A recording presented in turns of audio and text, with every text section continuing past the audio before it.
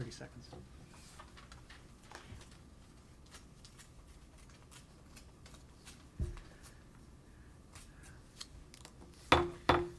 Okay, good evening. I'll call the meeting of the Cromwell Board of Education to order at 7 o'clock. Alessandra, could you do roll call, please? Mrs. Cantwell? Here. Mr. Flanders? I saw him on the video. Mrs. Kelleher? Sorry, I'm here. Oh, we get to see him tonight. Oh, good. Mrs. Kelleher? Up here, sorry. Mrs. Lamberson? Here. Mr. Matrullo? Here. Mr. Menendez? Here. Mrs. Murley? She Here. should be on the video, yeah. Mrs. Post?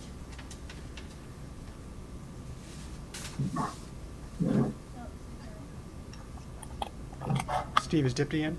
No, I didn't see her. She should be on, but not yet. She's not on yet. And Mrs. Russ? Here. Hunter Okay. Boyce? Here. Devin Riggio? Here. Audrey Dana?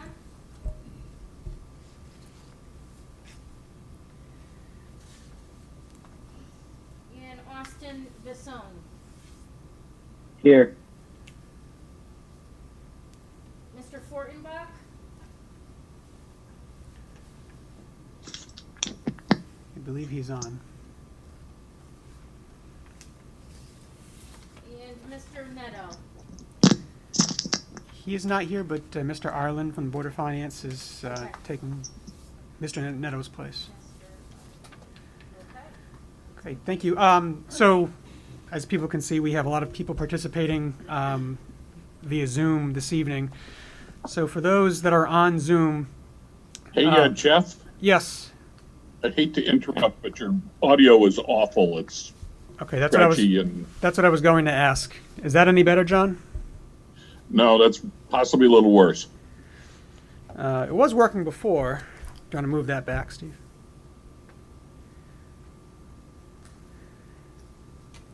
How about now? A little better. Okay. So for those on Zoom, if you wouldn't mind muting yourself while No. you... I think you muted yourself, John. If you wouldn't mind muting yourself while you're not talking, and it's hard for me to see the hand raised icon, so if you want to say something and I can't see it, feel free just to interject.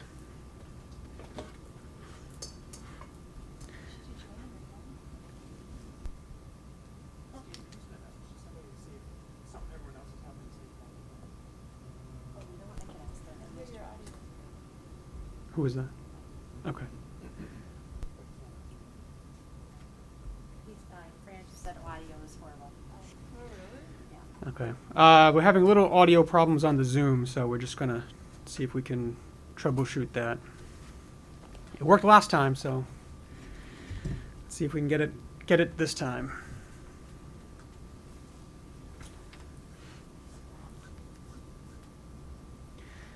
Okay. She said she can't hear. She cannot hear? No. Can John hear? Can you guys hear? Fran said no. What's that? No, not at all. Yes. Carrie just said the sound is awful too, so they are,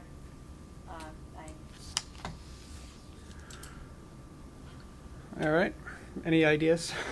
not awful. Steve, if we were to turn that, did we have that on last time? Yeah, we did. Oh, Yeah, we we did? used this It for the worked whole meeting well? last night. That little portable microphone we had on? Yeah, let me try. Hold on. Let me check. All right. Thank you for your patience. I wonder if it's going in and out because she just. Does it help if we tell you that we can hear Steve perfectly? You can, yeah. Can you hear? You guys can hear me perfectly.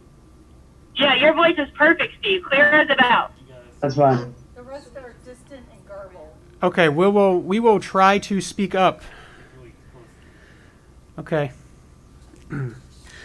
All right, so we'll work through it. If everybody could just speak loudly and clearly into the mic, hopefully that will take care of the issue. And we'll work on that for next meeting. Next, approval of agenda, additions and deletions, and chair's review of agenda highlights. So no changes, but we've carried forward a number of items from our last meeting that we did not get to. So may I have a motion to approve the agenda? Motion. Motion from Catherine, second from Jen. Any comments or questions? Hearing none, all in favor? Aye. Aye. Aye. Opposed? Abstentions? The motion carries unanimously. Okay, celebrating our faculty, staff. Dr. Macri. Good evening, everyone. The feedback is if we're loud into the mic, then they can hear better. So I don't usually have that problem, so I'm hoping everyone can hear. This evening we are celebrating WIS, student and staff. So I will have Mr. Butwell, and hopefully he can hear me, and you should be able to hear him better. He'll be celebrating the recipient of the Cap Hurd Outstanding New Professional Award that one of our teachers earned, and one of our students, Kennedy Carter, our WIS Kid Governor. So, Mr. Butwell, go ahead and take over. Okay, thank you, Dr. Macri. So yes, as she said, we're recognizing both a staff member and a student member. They're not related anyway, but I just wanted to recognize Elizabeth Mashiak. She's Woodside PE teacher. She was recognized over the summer by CAFERD, which stands for the Connecticut Association for Health, Physical Education, Recreation, and Dance. And she was recognized as the Outstanding New Professional for 2020. And it's given to educators who have excelled in the profession by making exemplary contributions to their school and community. And I just wanted to take a second and sing Ms. Mashiak's praises. This is her third year with us at Woodside, and she's been a wonderful addition to our staff. She brings with her innovative lessons and a true passion for healthy living, which she's passed on to our students. So when I was asked to recommend her for this award, I was more than happy to do so. And we've created just a very short video celebrating Ms. Mashiak and her work with students. And I included in the video some of the quotes that were used in her letter of recommendation. So I don't know if Tommy can roll that video from wherever he is.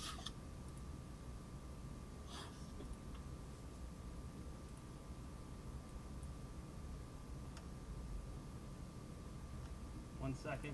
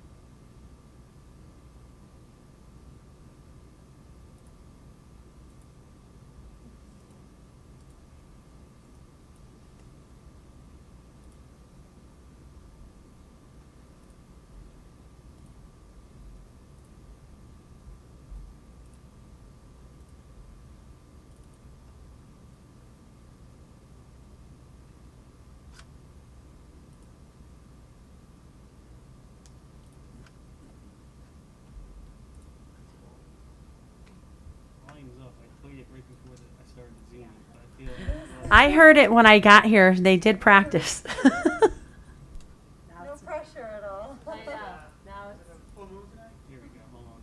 technology. Watch out. Here we go. It might be a little loud.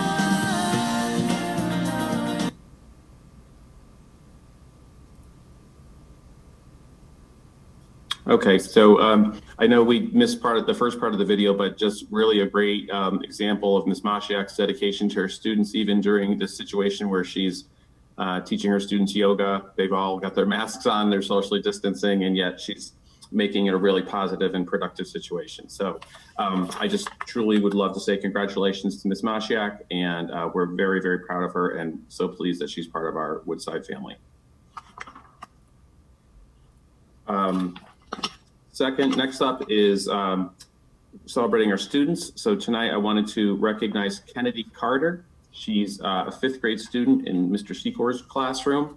And Did you know this time that of the year, average- our 5th graders have just wrapped up the Kid Governor curriculum.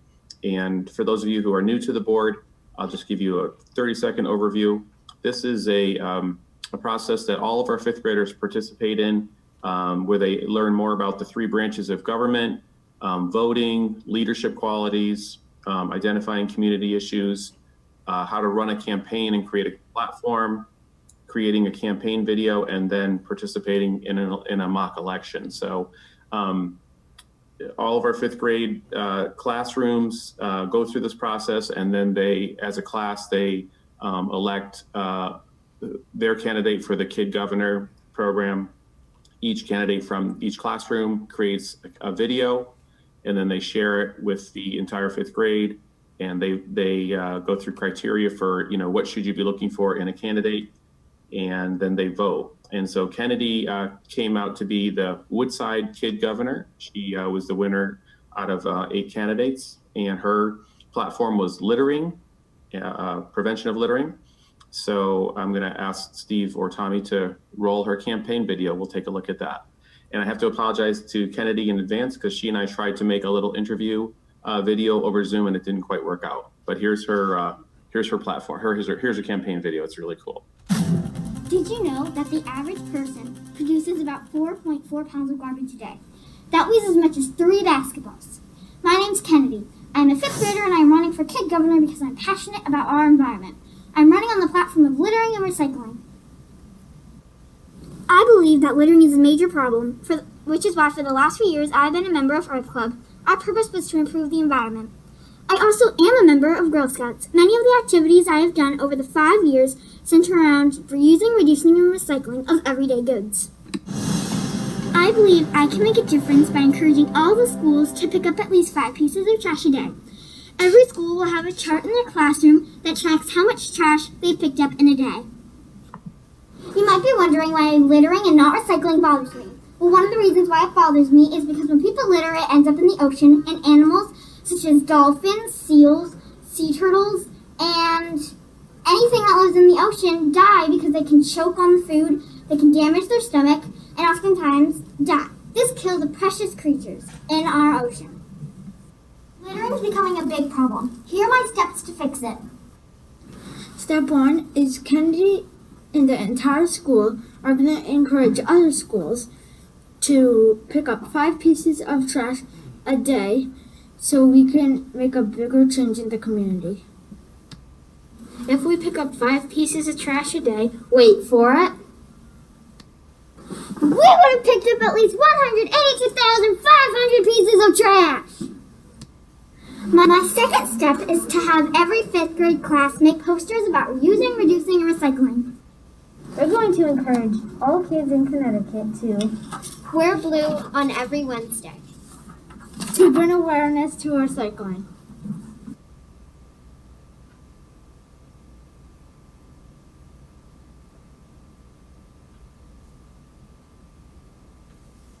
Kennedy would be a good kid governor because she would like to help the whole entire state get cleaner. You should vote for Kennedy for Kid Governor because she is a really good leader and she will listen to you with all your ideas. 1 vote for Kennedy is 1 vote for the environment and save the ocean creatures from extinction. Stop littering! These are all the reasons why you should vote for me. Thank you for your time. Please remember that a vote for me is a vote for the environment. Vote for Kennedy!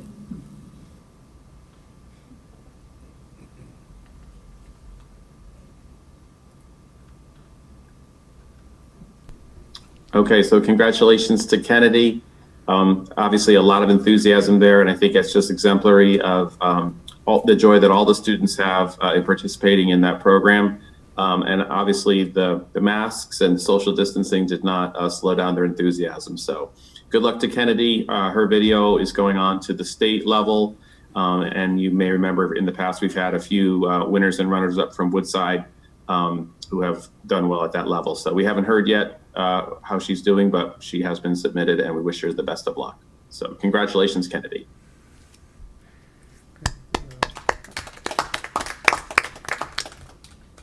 Quickly, just congratulations to Kennedy. That's so exciting.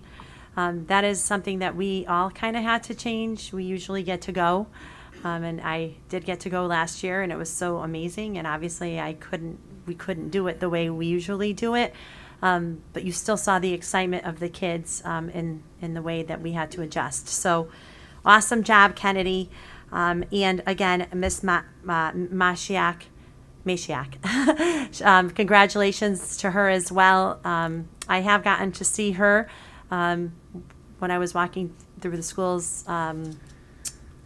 Last year especially, and I believe that was only her second year, and I was definitely wowed by her passion. She exudes it, and I could see she's sharing it with another PE teacher at that school, which is so exciting to see. So thank you to both of you, and congratulations. You make us proud. I'm not sure. So what we're hearing is Mr. Camilleri can't get enough of us, so he's telling me I'm really loud on the live stream, but I'm not loud on Zoom, or what am I right now? So is this the tone? And I'm truly asking, like, so that we know how to, I heard it was better. It's better. On YouTube, I'm loud. I'm loud all the time. On YouTube, I'm extra loud. Right here, is this so good? Is this okay? You are very distorted on this. Distorted. Oh, Jim. Steve, it was better when you had the mic over here. Do you want to put it back over here? Let's see if we try it over here.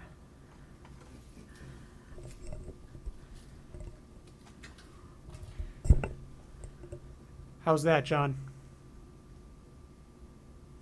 The same. It is. All right, we have some troubleshooting to do. I'm hearing different things, I hope though, we're because doing better on our remote learning than this. We I did are. hear from other people on the Zoom that it was not bad, so we'll look into it. Okay. Okay. All right. Correspondence. Okay. Sorry, I know I'm trying to keep up with what everybody's telling us, but okay. So we do not have any correspondence at this time. You do have a packet in front of you that was sent to everyone. I did read it, and I got one as well. I didn't read yours. And it's just something for you to peruse that was sent to us from a community member regarding, John can't hear, Jehovah Witness packet. So that was just sent to all the board members and to me as well. Okay. Public comment. We did not receive any requests for public comment. Is that correct? Correct. Okay. Report from student representatives. We'll start with the high school. Hunter Devon, turn it over to you. Hi. For the general school announcements, the Unity Club went to the Connecticut Youth Forum meeting on Tuesday, October 27th. The meeting was virtual and they discussed what it means to do the right thing. The students took the school's fall survey on Tuesday. The anonymous survey asked students about the school's climate. Cromwell High School continues to serve free breakfast and lunch to all of the students.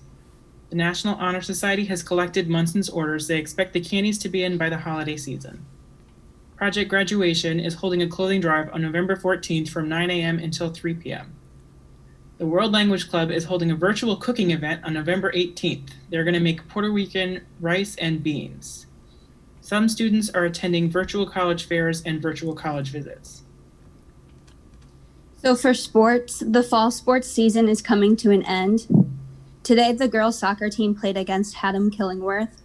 Unfortunately, they lost 6-1, but played a good game. For this season, Anna Spriglio made first team all conference, Sarah Gostowski and Lily Kenny made second team all conference, and Amira Abdelghani and Olivia Lusitani received an honorable mention. The boys soccer team had a game today against East Hampton. Sadly, they lost 2-0, but showed great performances. The boys soccer all conference recognition will be made public next week. The girls and boys cross country team had their shoreline meet last Friday against Haddam Killingworth and North Brantford. Overall, the boys and girls teams both placed third. Mark Rodriguez, Michael Zacco, and Grace Mikan all made first team all conference. Philippe Patina and Connor Daly made second team all conference. The girls volleyball team had a game on Saturday against North Brantford. They unfortunately lost but played a good game. For this season, Alexandra Umello made second team all conference and Bryn Kovacs received an honorable mention. All teams had a great season. They followed all the COVID and safety rules in place. Great, thank you. Any questions for the high school reps? Do we have CMS on? Sorry. Are the CMS reps on? Yes. Okay. Our yes, Right. CMS ones. Okay, CMS reps.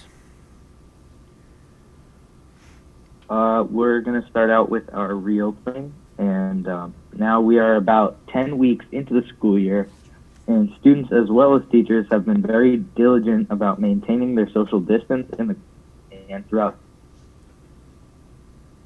We are adjusting to our new normal and are feeling good about coming to school each day. Teachers and parents participated in virtual parent-teacher conferences last week, and it was a successful and positive experience for everyone. Tomorrow, in lieu of a whole school Veterans Day assembly, 6th, 7th, and 8th graders will be spending one whole class period focusing on gratitude and honoring those who have served our country. Students will also be watching a video about the history of Veterans Day. That includes messages from Cromwell Middle School teachers and a performance by the CMS Select Choir. The soccer and cross-country intramural season has sadly come to an end. Although this wasn't a typical season, all students and coaches felt fortunate to have had the opportunity to participate this fall. The season was successful, and while there were no games or meets, practices were great and teams enjoyed it.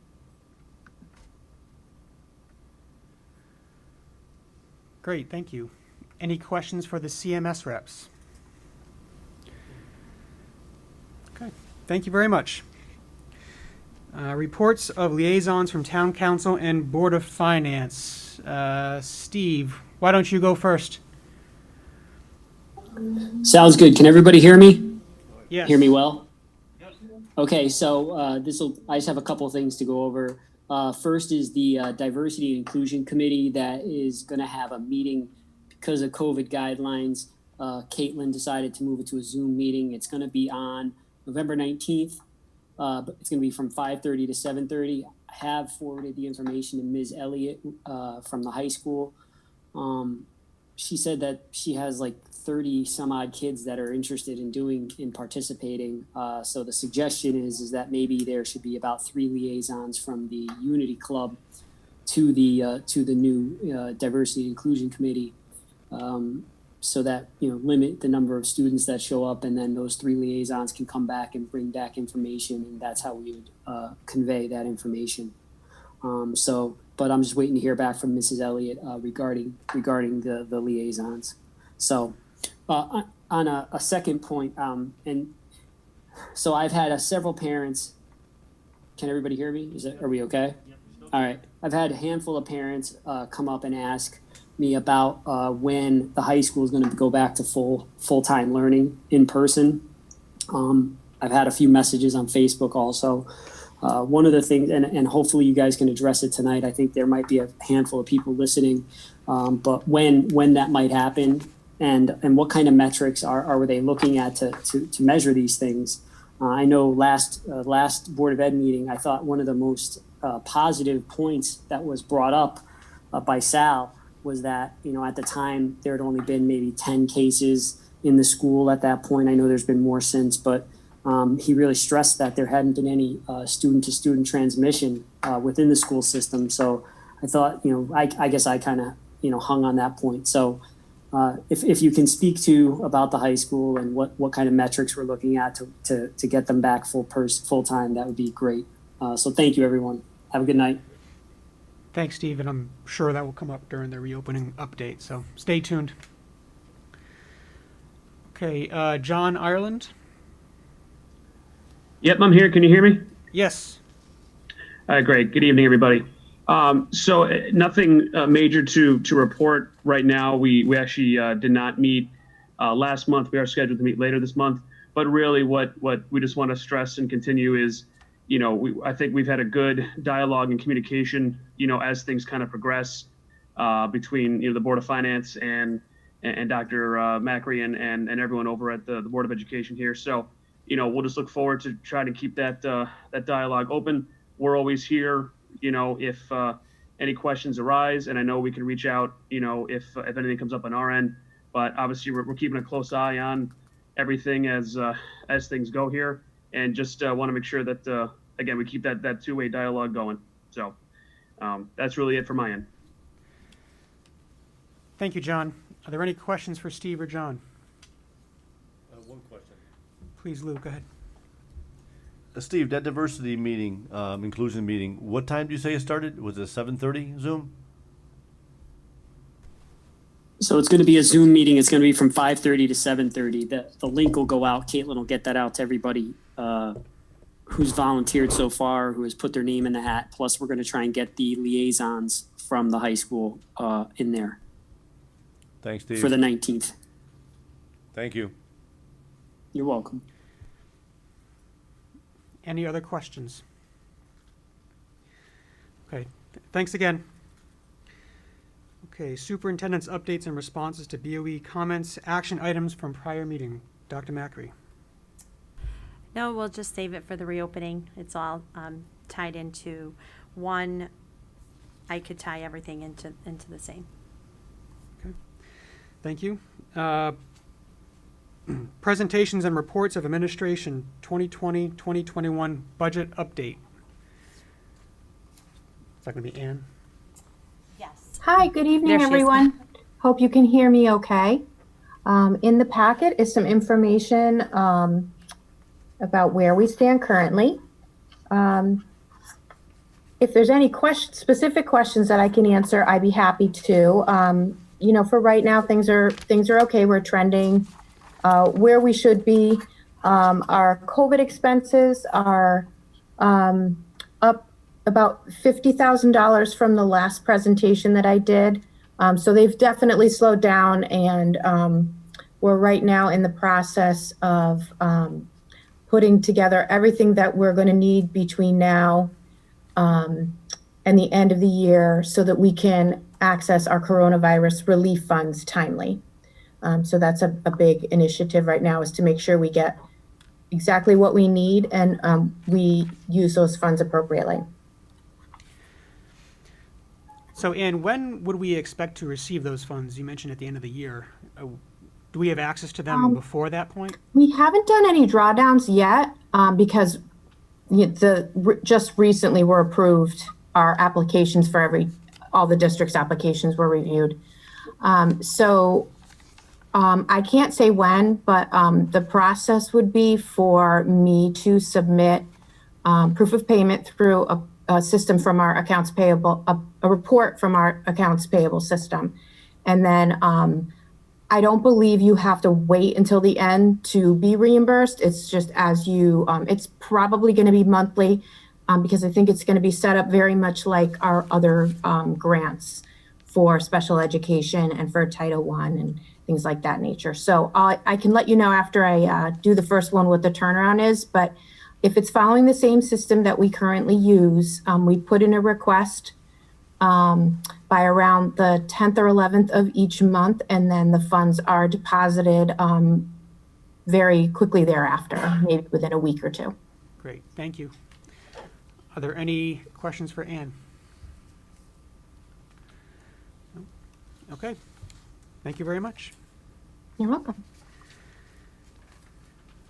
Okay, policies, first read, none. We have 4 policies on for a second read and possible approval.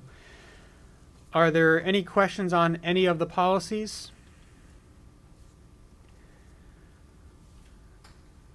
I just want to give the people on the Zoom a chance to chime in. Okay. Hang on.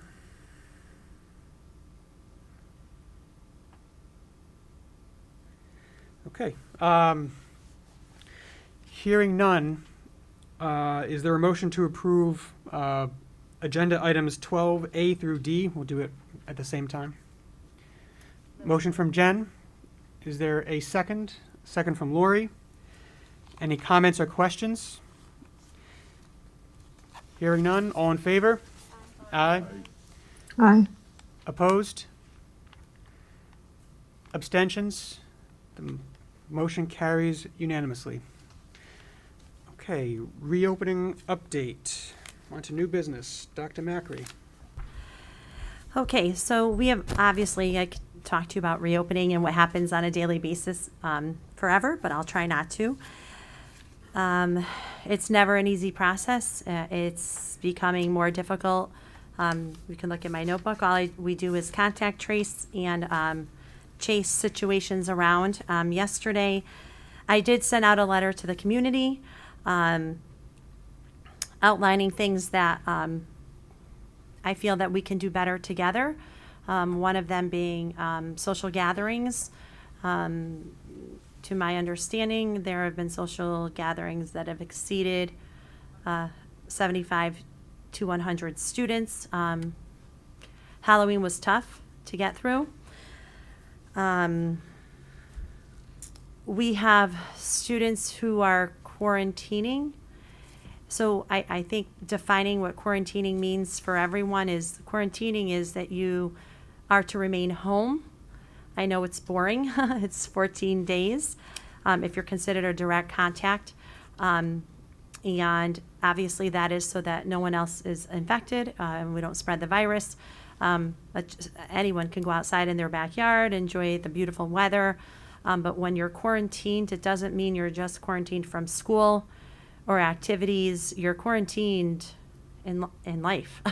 This is us working together. Remember, this is not an education problem. We've been affected by it, but this is a health crisis. So we have quarantined students, and just as yesterday, saw a bunch of students who were quarantined walking in a small group with no masks. So I'm not here to lecture people. I'm here to help people understand why we are not able to move forward. And in fact, we are we don't have a date in sight as far as when we're going to reopen the high school in full. We are staying in hybrid. Like I mentioned, there was a very large party over the holidays. I can give you the quarantining numbers, and this isn't good for anybody, especially our students going back and forth. And I'll come back to CMS because that's our big category. Right now, as of today, we have at the high school, we have 111 remote learners, and 35 of those students are due to quarantining. However, what happens is when we are quarantined, more people and the community gets the letters. Some of the families are concerned. So what happens is they automatically say, okay, I'm done. I'd like to put my child on remote learning. Woodside, we have remote parallel learners by choice. We have 46. And now we have 35 students that are in quarantine. If you remember a while back, we had about 12, 18 towards the beginning of remote parallel learners in Woodside. Over 20 have chosen to now become parallel learners remote learners, because again, the numbers are going up in cases. Edna C. Stevens, number of students who are choosing remote has now increased to 60, and 30 are in quarantine. So we have a high percentage of students in quarantine, and I said I want to go back to the middle school because it's a unique situation. We have 146 remote learners at Cromwell Middle School right now, and we have 77 due to quarantining. So right now we have 540 students that 177 that are in quarantine, 363 that are choosing to remote parallel learn, whether because they chose it in the beginning. But remember, we had 197 at one point, and then we went up to 230 the last time I reported it. And now we're up to 363. So that's been a great increase. Yes. 363 remote. Of the 363, 177 are quarantine, or that's No. in addition? In addition. So we have 540 total. Okay. 363 are remote parallel learners. And that's a pretty substantial increase from what I reported last time. And learning remotely due to quarantine is 177. You may think that they're not connected, but they are. A lot of the calls that are coming in are, we're concerned the numbers are going up. My child has now been quarantined twice because they're considered a close contact of someone. So they've been out of school for a month. I'd rather not take the chance of we're looking at a lot of things, because if we stay in school full, there's a better chance that we'll be quarantining more students. And there's a better chance, and I'm talking about the high school for now, and then I'll get into the middle school, that students will now be quarantined more than one time, 2 times, which then increases the chance of staff being quarantined. So then we have a substitute problem. We have a substitute problem in district already. It has nothing to do with Cromwell. We actually are in good shape. We have 30 subs for teachers. However, I think we had 67 people out on Friday between quarantining and people being sick or their children being sick. That's the reality of around this time of year anyway.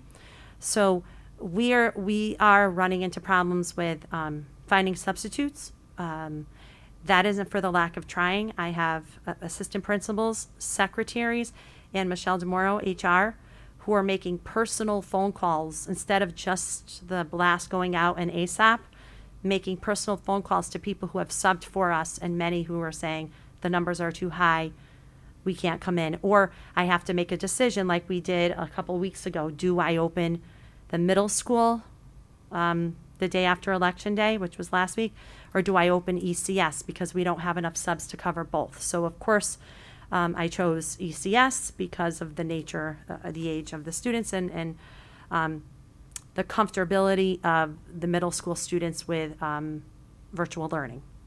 So it's not just about the numbers. Now, let me talk to you a little bit about the data. As of yesterday, November 9th, and all of these calls are with myself, Mr. Neshi, Jillian Hansen, Pam Grandy, when she's available, and because she only works part-time for us, she's our one of our consultants. Not that she doesn't want to be, she's always available to us. As a matter of fact, I think she's on the call tonight. We have had 14 positive cases in Cromwell school community as of yesterday, 11 of which are students, 3 which are adults. Now, this is the important number. There's a few important numbers. So when we look at data, at the middle school, we have had 9 since the beginning of the school year, September, August, whenever we came back.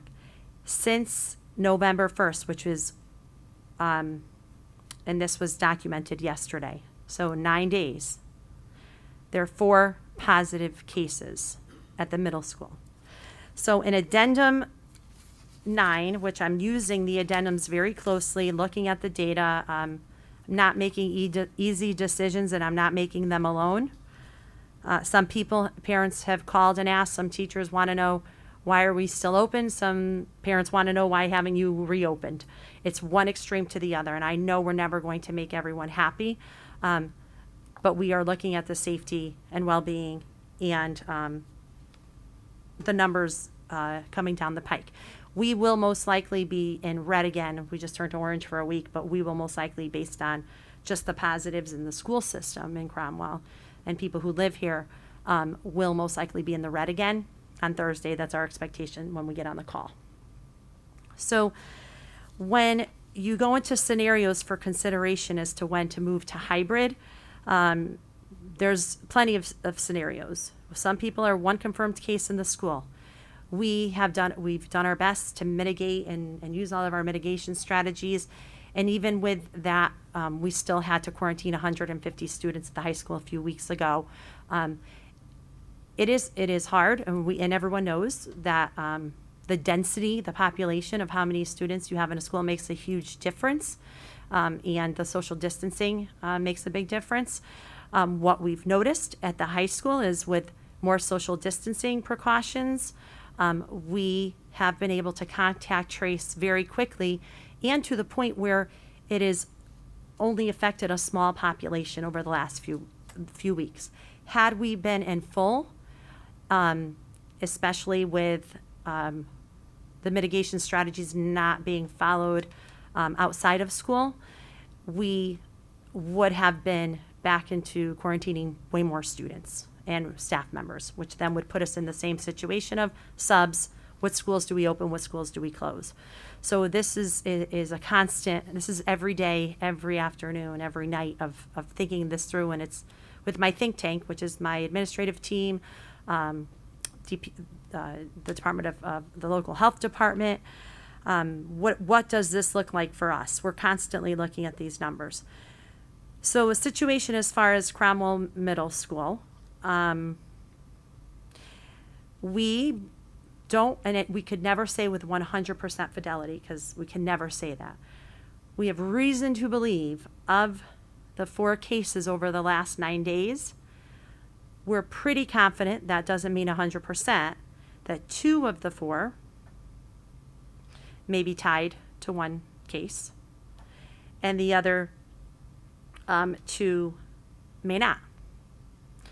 So in addendum 9, it says multiple cases are identified within 14 days. This is just 9 days that occur across multiple cohorts. So we do have across cohorts with no clear connection between the cases, and that has happened. I was going to try and see if we could stay fully open at CMS until after Thanksgiving. However, today we have 2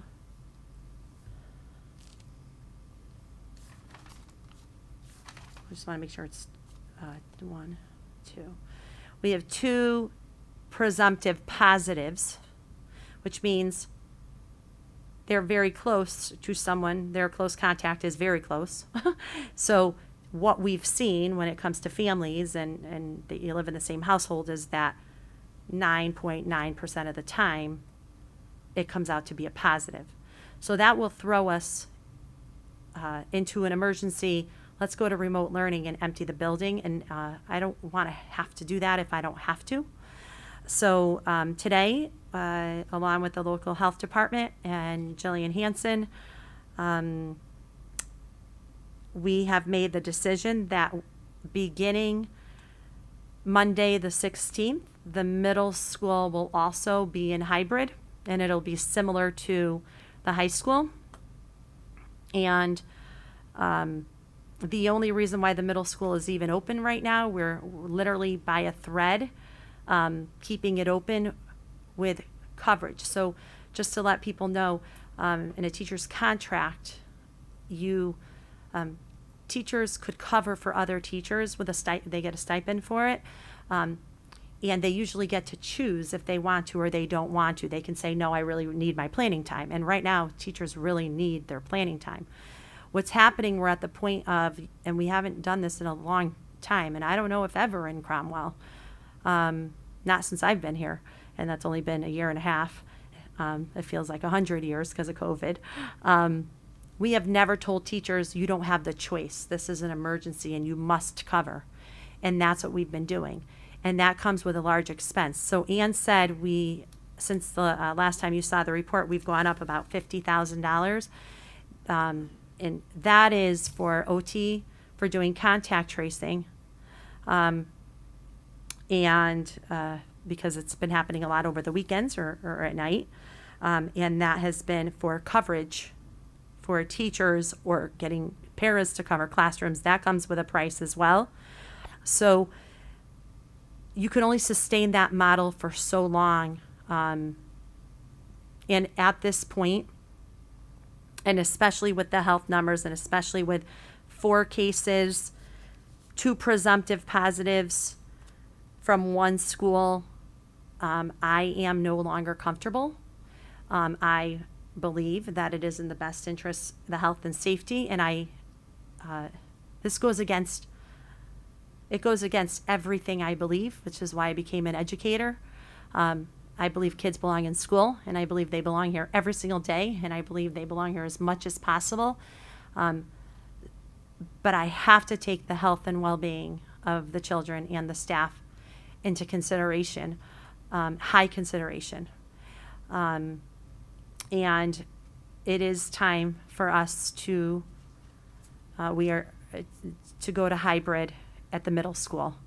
And I'm never going to be 100% confident. It's a pandemic, no one is. But I'm going with my gut and data and looking at all that's out there, and it is the right decision to go to hybrid beginning on Monday at the middle school. The high school, and now at the middle school, I won't give a date as to when we will begin to look to coming back into full.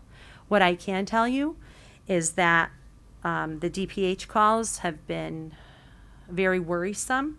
The predictability of people who are going to be traveling no matter what. The holiday gatherings that were supposed to be limited to 10 people, most likely those guidelines will not be followed.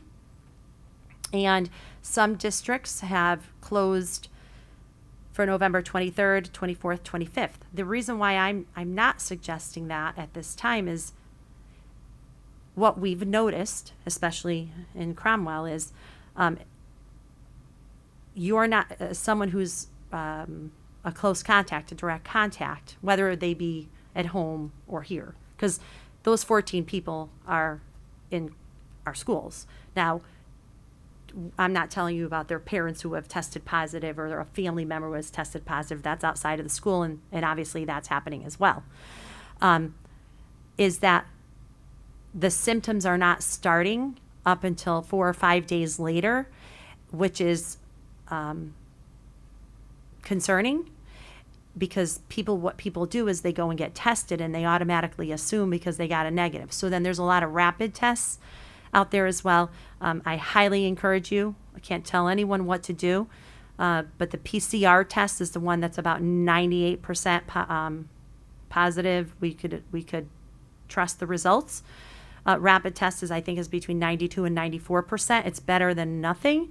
However, we have had in Cromwell 2 false negatives from a rapid test. So when you think about the cases, 14 cases, you get 2 false negatives, and when the PCR came in and they were positive, that's a lot.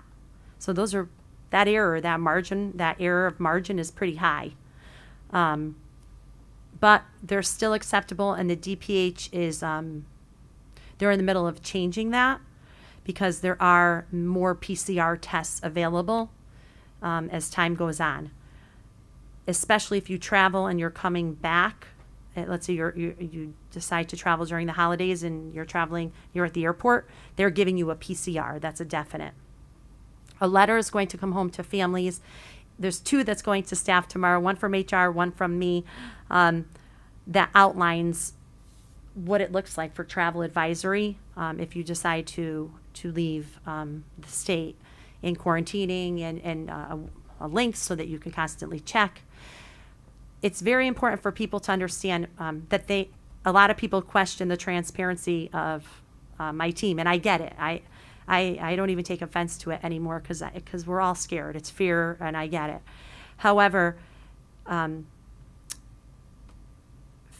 families are reported. If you're a Cromwell family, if you're a Cromwell resident, you show up on a list that Mr. Neshi gets. It's about 5 days behind. However, you end up showing up. So he pulls the list. We speak every Monday at 10 o'clock. We speak every day, but our official meeting is Monday at 10. And he pulls the list, and it's concerning to me that there were students on that list whose families told us they were negative. The good thing is that they chose to quarantine their children, but not be honest with us about a positive. We find out anyway, and that puts the risk of other children and staff in danger. So it is imperative that the sooner we know, the better, which is another reason why I put that letter out yesterday. We begin to contact trace. And for those people who don't think we do a great job at contact tracing and the steps, I should have written draft on this because I have a few people checking it over, and I did not send it, but it could be part of the minutes. But this is a draft. So when you get this, please put draft on it. It's literally hot off the press. We've had it we decided to put it in a check sheet. We had it in a graph there's 2 pages, I'm sorry, and it didn't go back to back because this is what happens when I print something at 6 o'clock and my wonderful administrative assistant is gone. Do you need another? Okay. Are you guys okay over there? 1, 2 more? Okay. So,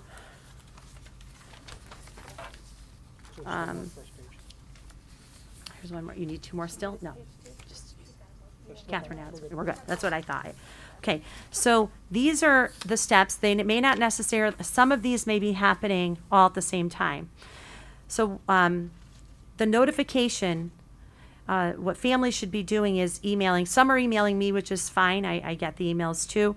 They should be emailing the principal and Jillian Hansen. And Jillian also has her phone on because we want to know those positives immediately. We don't necessarily need to be called at 6:30 a.m. or not like right away at 9 p.m. unless it's if it's a definite positive, we want to know as soon as possible because we get to work. We had 3 cases last week. You got them all in a row. That was 11 hours of 3 different teams. So doing a really comprehensive job. And if you're wondering what we're doing, this is what we're doing. And so it goes through what everybody's doing. And so I oversee all of it with Jillian Hansen. And we go back and forth with Mr. Neshi. Mr. Neshi's available the entire time for every single case. And he also has a COVID assistant who is helping us make some calls because sometimes the call could take a really long time.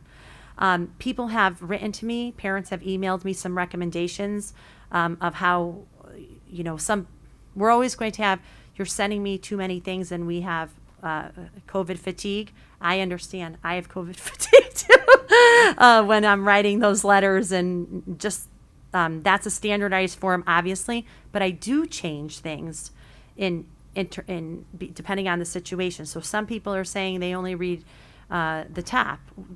At least read the second paragraph, first, second, and last paragraph. You could, if you want to ignore the rest, that's okay. But every situation is unique. And you wouldn't believe some of them if I told you because they're hard to believe. But they're all unique and they need to be treated differently. We have charts. We have seating charts. We have lunch charts, bus charts. We have extracurricular activities. If we need to pull other information, we do. We contact teachers. We contact the administrators are on full, they're working all the time because we need to make sure we have access because they know their schools the best. So this is what we do in order to contact trace. This is our checklist to double check to make sure we're doing everything. And I asked you to put draft on it because we still are looking through it just for a couple other things as well. So Dr. before we go on, there was a question I just want to make sure. Oh, sure. We go too yes. far. Lou, you had a question. Oh, sorry. Good evening, Dr. Macri. Hello. Just a couple questions, general questions on some of the information that we just got. Sure. The last time when Sal was here 2 weeks ago, he said that we had total 7 of the cases were in the school system, if I'm not correct. Now we're up to 14, right? Is that correct? Okay.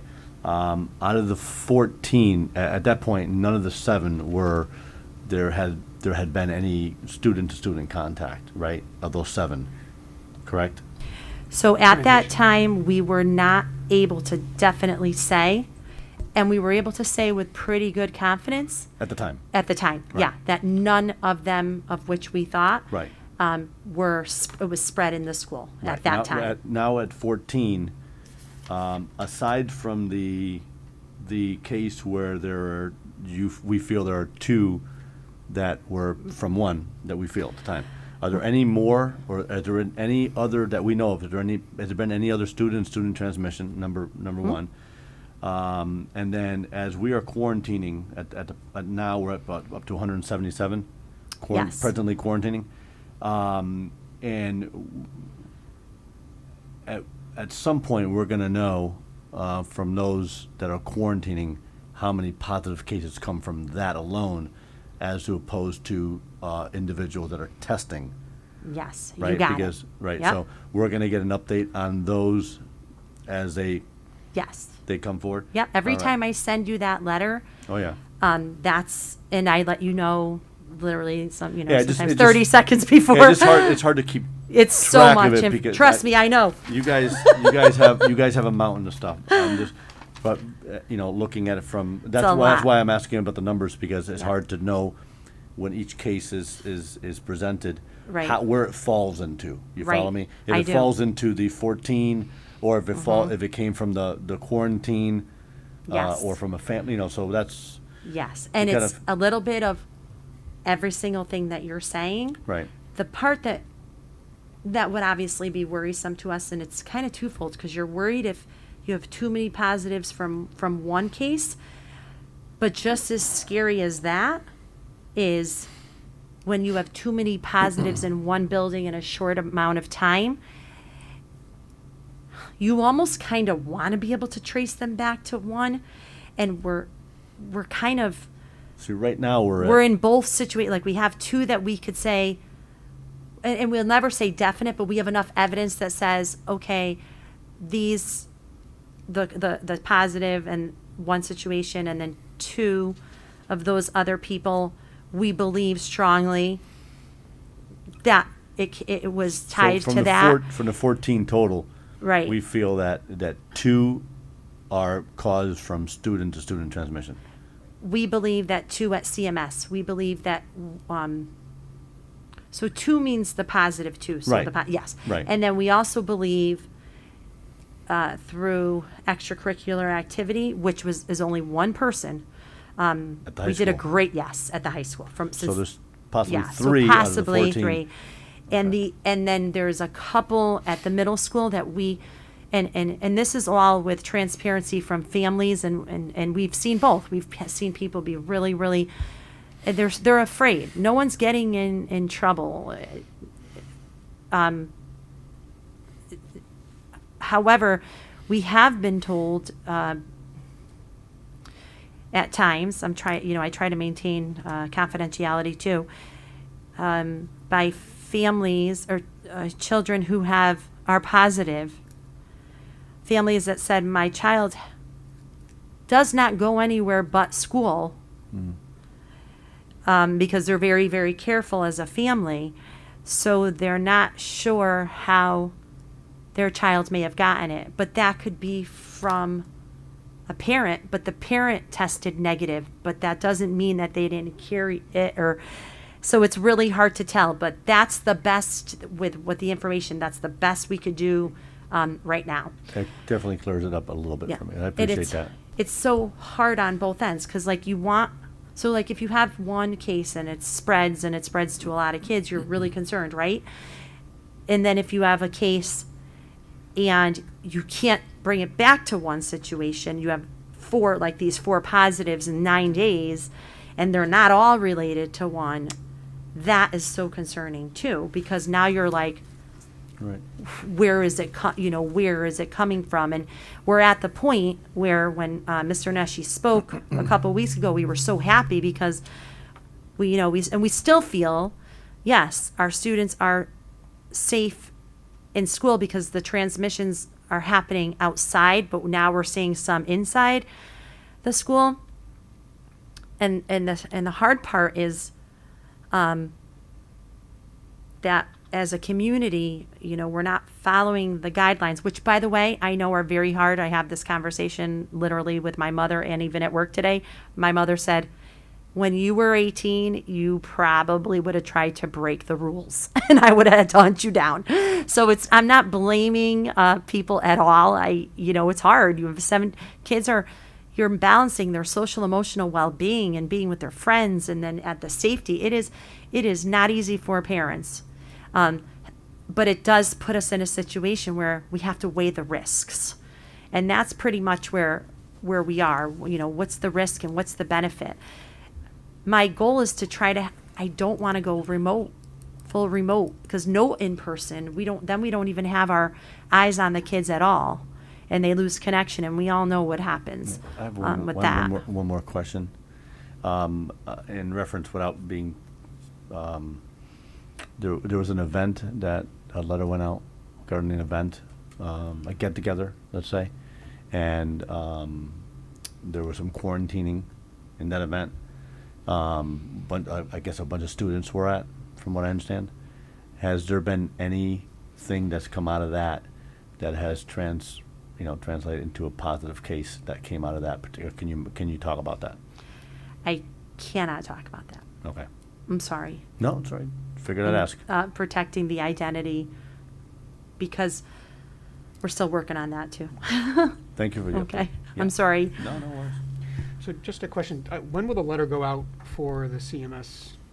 That'll go out tomorrow. I figured we were meeting tonight and really just back and forth. Should we wait until after Thanksgiving?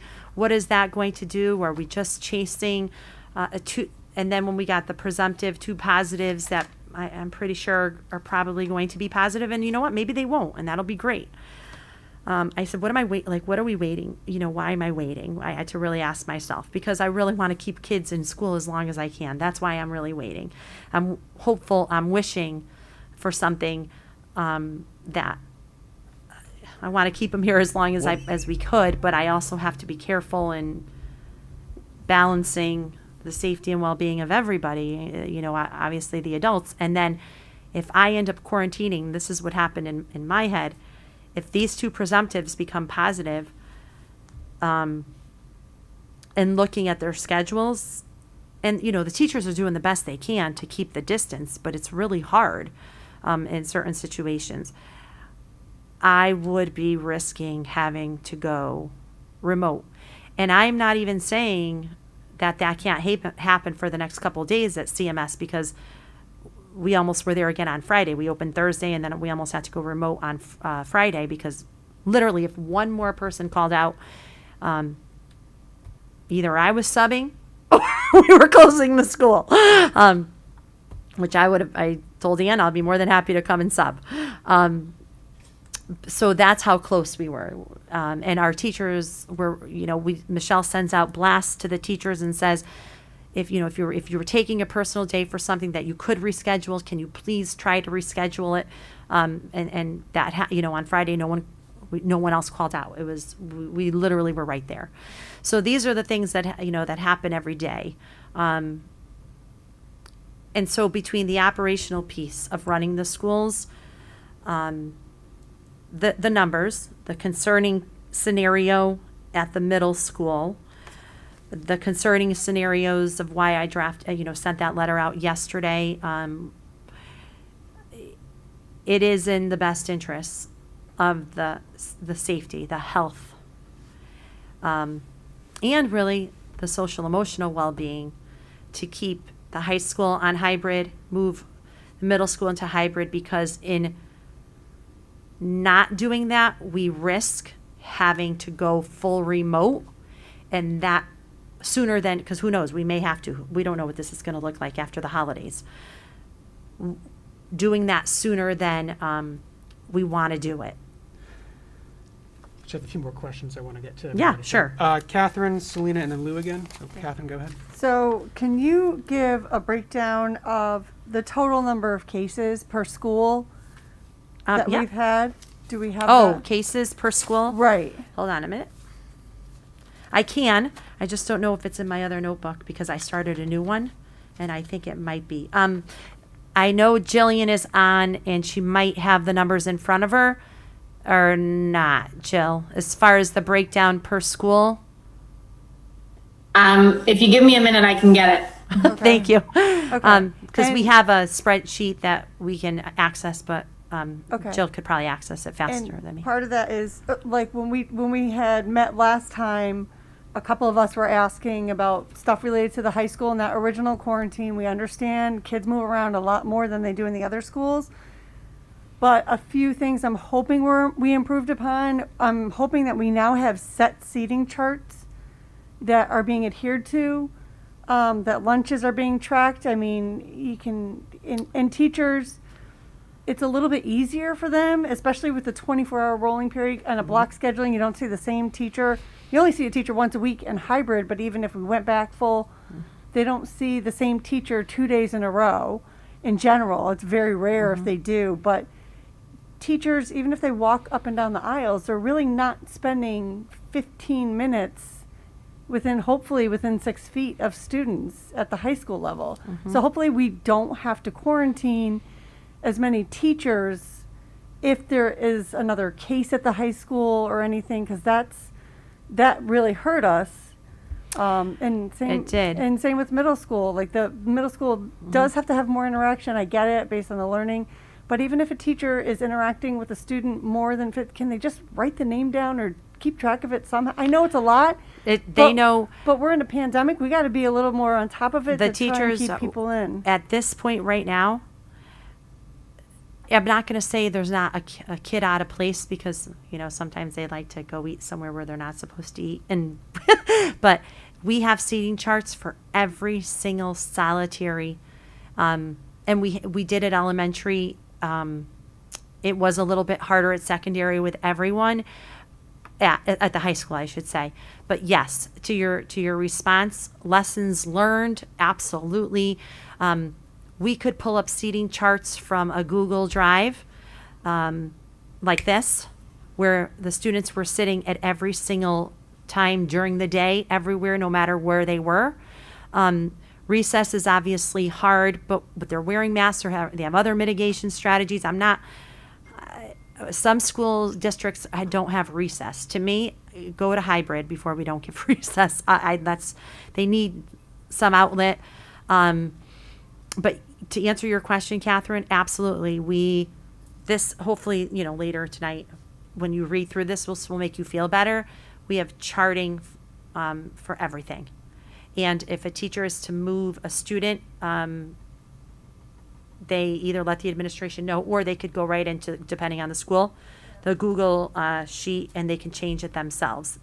But definitely, to answer your questions, yes, lots of lessons. We learn more and more to the point of where in a certain situation last week at a school, we were able to figure out what we thought was a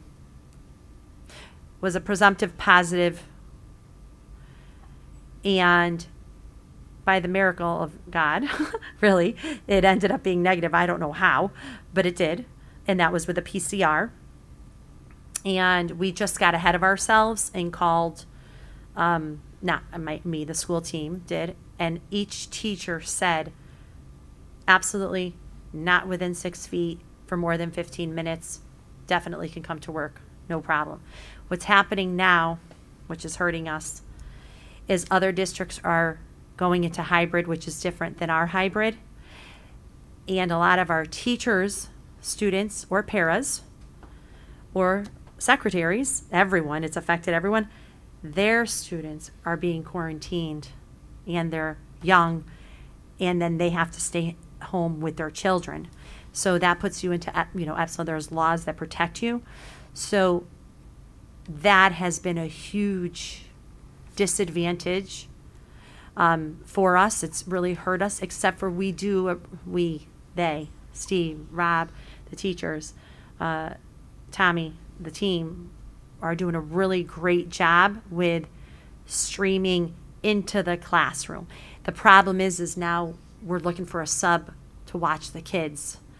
It's so cyclical because now we have it coming at us at all ends, and all the districts are doing something different. And have we had conversations about doing the same things? Every district's needs are different. It's so bad. I wish we had one way of doing things, but we don't. Talking about streaming, even just our last 2 Board of Ed meetings, we've had a lot of problems, and some people who went to go watch them said, well, I got kicked out, I missed the I didn't know you started another live stream. All these from students who are in hybrid, they're seeing the same problems when they're at home and they're live streaming in.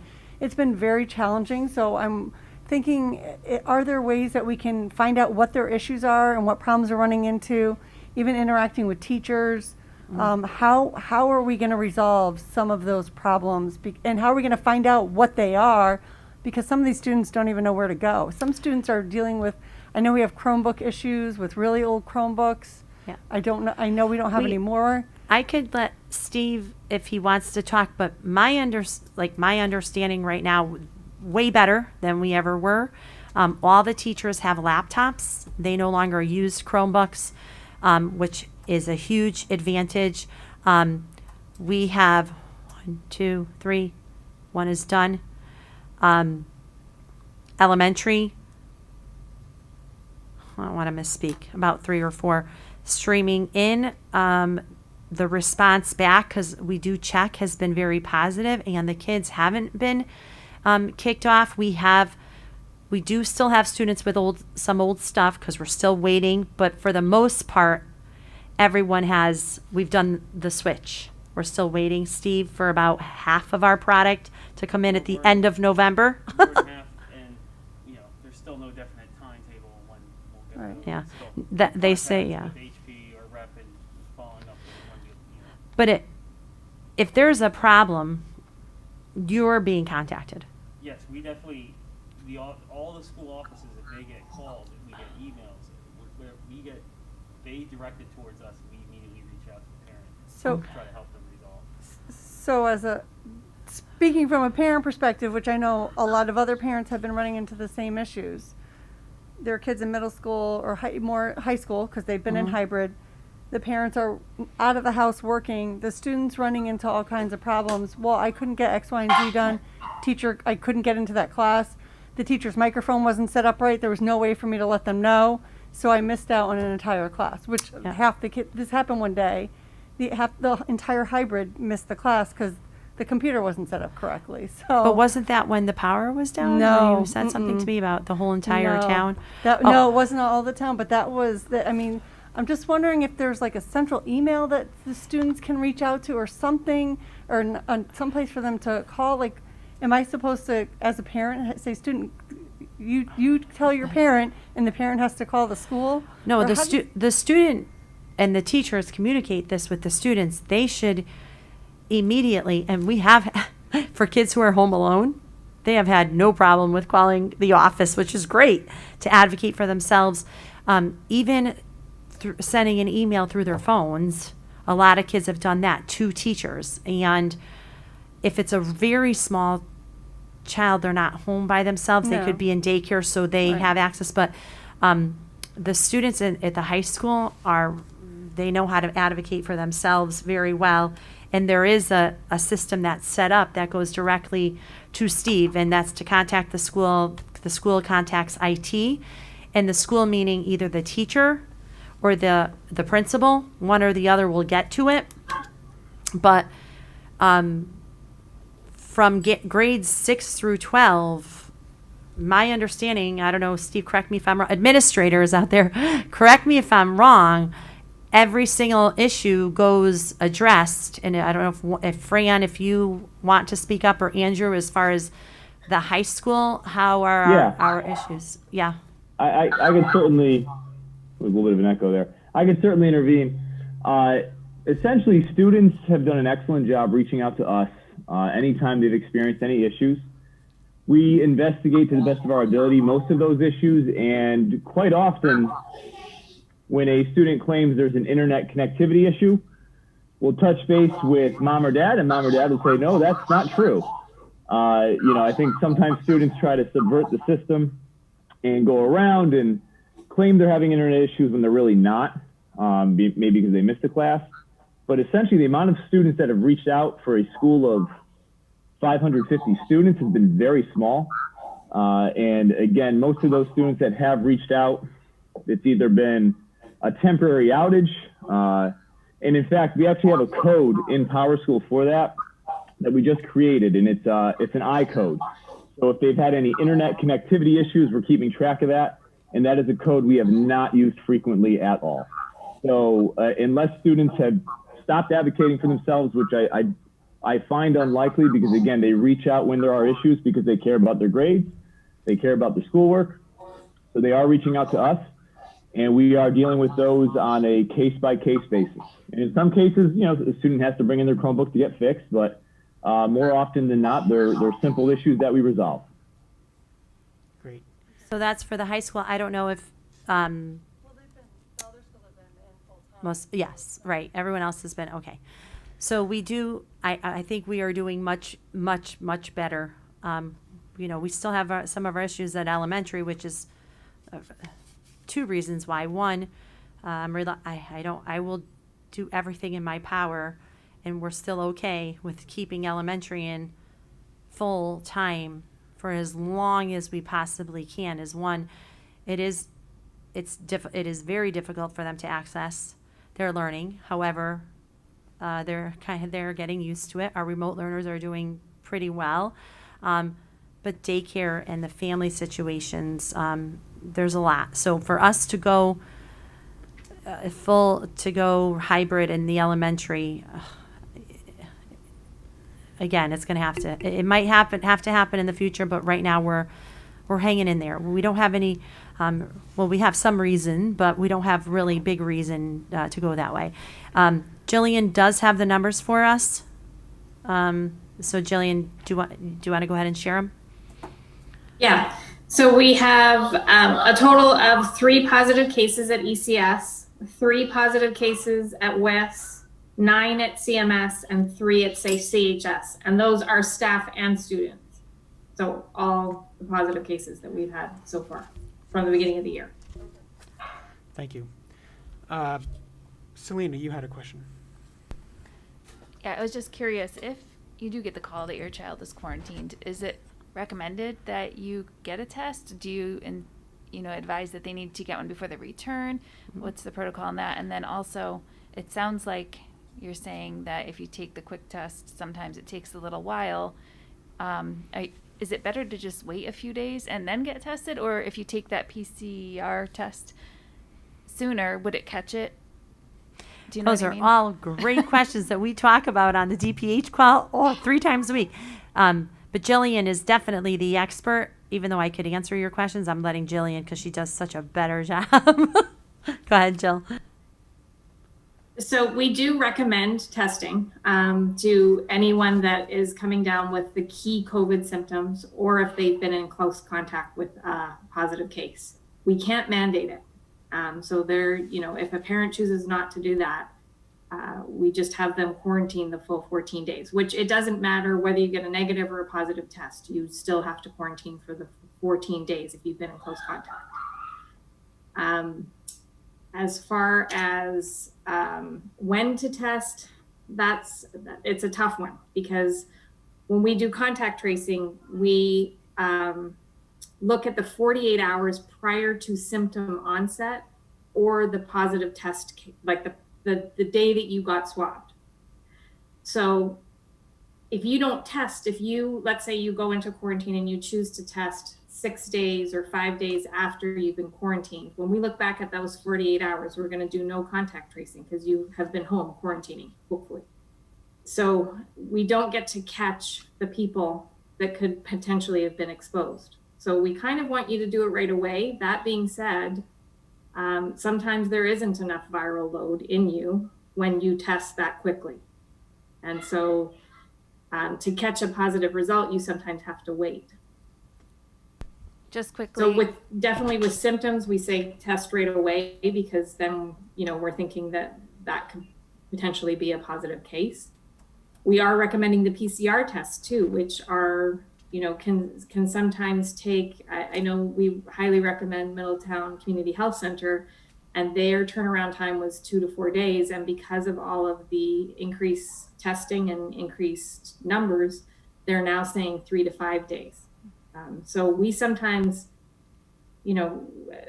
someone will be going for a test and we don't find out for 3 to 5 days. And then we have to go back a week, to look at who was impacted. And that has happened. That has happened, and it really puts us in a difficult situation. So just calling us and telling us so that we don't have to find out from the Department of Public Health or from anonymous calls, and it's just so much easier. No one's going to look at you as a bad parent. No one's going to, it is what it is. You have to let us know. It just makes it so much better for everyone. And I am positive that it's a struggle for certain parents with students who want to continue to go out with their friends and participate in activities, because I guarantee that would have been me at that age. And so I could understand it, but this is different. We have to make choices of what we're going to really do. And if we choose to really, the socialization piece, then this is going to happen on the school side, and we don't want that. I've said it over and over again. My desire is to keep kids in school as long as possible, and I think we did a pretty good job with full capacity for as long as we could. I'm on calls, like I said, every week with superintendents, 2 different networks. We've done a pretty good job. I think people are about to follow suit after our conversation today. However, if I have to choose having more students in hybrid so that we have them in school instead of having to go remote because we're gambling, we're taking chances, then I'll take hybrid, because hybrid is, I want everyone to know, hybrid is easy for no one. It's not easy for the kids, it's not easy for the teachers, and it's not easy for the parents. It's the most difficult model, but it's the model where we can keep our eyes on our kids and they can have some socialization, and we can still move forward with activities to the best of our ability in a smaller, because the cap is 25 again, inside. So if I have to pick one, which we do, it's let's take a chance with this, because the other is not going to, it's not sustainable. And the conversations with DPH that are constant, it's not looking any better, guys. The holidays are coming. They're predicting, CDC just came out with new guidelines for the holidays too. It's not looking good. It's just going to get worse before it gets better. So that hard reality is hard for a lot of people, I understand, but it is what's best to keep our kids in school for some way, somehow. There may come a time when we have to go remote, but we'll wait and see. We live day by day with always memorizing, all of our numbers and our kids, and looking at the situations and the adults too. Lou? Just a couple statements, just kind of like to piggyback a little bit what Selena was saying with the testing and everything else. And this may be something a question that may be directed to the nursing professionals. Has there been any discussion with Department of Public Health as we come into flu season, and how that will impact, a student not testing, and symptoms can be fairly similar, if I'm not mistaken, right? And how, how do we mitigate that? And how does that, that can really throw everything into, I think, into a frenzy at that point, because the flu is every year, right? Pretty much. And how is that talked about at all? Has there been any, how that's going to be mitigated, and how the parents are going to, be able to,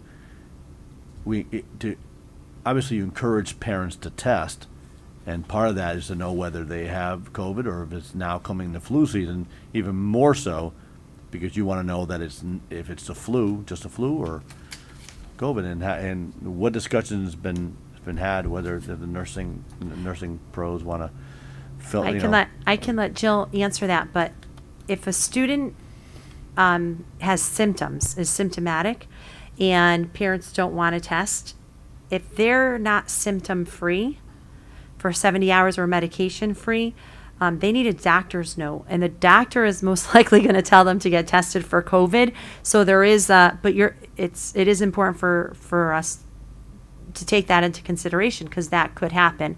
Jillian, do you want to capitalize on that, or?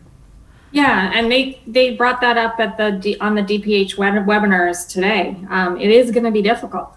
Flu season is going to make it very hard, because they are the similar symptoms.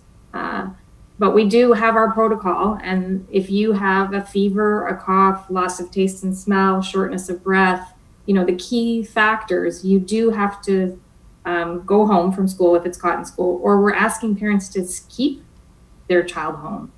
And if you have one of those key symptoms, you have to get either a negative COVID test or get clearance from your doctor. So, and then also if you have multiple of the more minor symptoms like congestion, sore throat, those types of things, then we also recommend that you go and get tested and see your doctor. So it is going to be difficult, and we're probably going to see many more kids out on remote learning, waiting for test results, waiting to see the doctor because of those things. Now I'm hoping, and Department of Public Health is hoping too, with all the increase in hand hygiene and wearing masks, that maybe we won't have such a bad flu season this year, but it's to be determined. Thank you very much. Thank you. I don't want to move us along, but we did spend a lot of time on this at our last meeting, and we pushed most of the agenda to this meeting. So I know we have another COVID item next. So if there are no other questions, I would suggest we move on to the next item, but not to cut it short. So if anybody does have a question, please feel free to ask it. But of course, this will be on the agenda at our next meeting as well. And I just wanted to clarify two things that happened, because people did have questions, parents, staff, and it's so hard to understand. We get a case, it's over the weekend, we contact trace, it's Sunday, Saturday. I make a decision depending on how many students this impacts, to either close the school or keep it open. It's I do not have custodial staff. They work evenings, days and evenings, to make sure they're following their protocols and everything. If it's a weekend and there are a lot of students and we're going to have a sub problem, I'll close the school. And you notice that I had to do that with CMS and ECS a couple weeks ago. Last week we had a positive, we had 3, 4 o'clock, 3:30, Jillian, myself, Mr. Butwell, his team, got that out, got the custodians where they needed to be, and clean, sanitize every single area that we knew. That person, like to answer Catherine's question, we were able to detect everywhere that person was. So I didn't have to call anybody in because they were already in. So I was able to sanitize the building and bring everybody back the next day. And then we moved on and we did the same thing at ECS. So it's going to look different depending on when, the timing, because the cleaning procedures have to be put into place as well. So all of that has to, that plays a part as to whether we close or we don't. Can we secure the subs? Can we get it cleaned? We are learning more and more on how the virus does not live on surfaces as much as we used to think. So all that, it depends. So we're asking you, I'm asking you, it's hard to trust, but Jillian's been here for a long time. Nurse Granny's been here for a long time. I know Mr. Neshi and I are the newbies, but trust the process. That's all I can ask, is we look at everything, and we're not going to put anybody at risk, undue risk. And then just the last thing for families that are listening, please have your children get breakfast and lunch. It's free, and we actually get reimbursed, and we don't, our CAF service, we're not in debt yet, but we're not in a great place. We're lucky that our students are getting free meals, but it's not only for them to eat, but it also helps the district not go into debt, because we get reimbursed for every meal the child takes. So if they like the food, please have them take it. If they don't like the food, they could take it and bring it home. But I do encourage that, and we're doing a really nice thing with our, did you see the high school? It's a nice break for the kids. They have a mass break. They go down with their class. They get a breakfast, and the kids are loving it. So please encourage your kids to take the lunch. We need it. As a district, we would greatly appreciate it. And that's it. Great. Well, again, thank you to your team, because I know this is a lot of night and weekend work. So, No. so thanks again. Okay, any questions? Last call. Okay. Next, use of public buildings during COVID. Yes, so that's a nice one, nice and easy. Mr. Neshi, we thought we might have to have a conversation, but we're not even letting our students use it in the evening for obvious reasons, cleaning. So just wanted to fill you in. I thought when this was originally on, I didn't want to just take it off without letting you know, but the buildings are not being used by anyone. They are closed to everyone at this time. And is that because of the fact that we were in the red zone, or? If we were in orange and the numbers were looking better, then we look at our factors, the risk versus, and I would tell you, I would sit here and say to you, like I did today, we are $50,039 in OT since the last time Ian gave you a report. If we allow people from the outside, they would definitely have to pay for extra cleaning. But in the past, no COVID, our custodians were cleaning anyway. It wouldn't matter. They would work around it. However, this requires more cleaning and more OT. However, the outside people would have to pick it up. But the less people in our buildings, the better at all times. Let's keep and we're even parents. For parents who are used to coming in and doing projects and things that they love doing with our kids around the holidays and everything, they're being great. They're sending things in bags for crafts, and then we actually quarantine the crafts. I had to double check.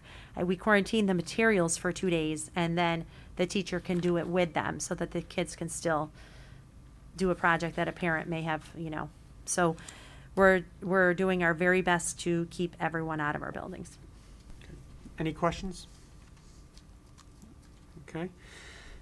Next, stipend, action item stipend approval for 2020 to 2021. One item on reference F. Is there a motion to approve? So moved. Motion by Selena. Is there a second? Second by Catherine. Any comments or questions? Jen, please. I can't remember if I asked this last time. If a sport is canceled due to COVID, is that stipend still paid? So we have an agreement, memo of understanding, and Michelle DeMoro, I know she's on, correct me if I misspeak. If the activity started, so let's just use football for example. We did conditioning. It looked very different. However, the coaches put in a lot of work and effort, and they did their job. It was a different job. Yes, they will be paid. Anything that starts at the beginning of the year and moves on throughout the entire year, yes. If something hasn't started, so for example, if we have winter sports and it never starts, and there's no conditioning, there's no practice, there's nothing, we don't start it, then no, we would not have to pay that stipend. So that's pretty much how it works. But Michelle, do you want to add anything to that? No, everything you said is accurate. Wow, I don't get that too much from Miss Demoro. She keeps me on my toes with HR. Okay. Okay, so there's a motion on the floor which has been seconded. Any other questions? Hearing none, all in favor? Aye.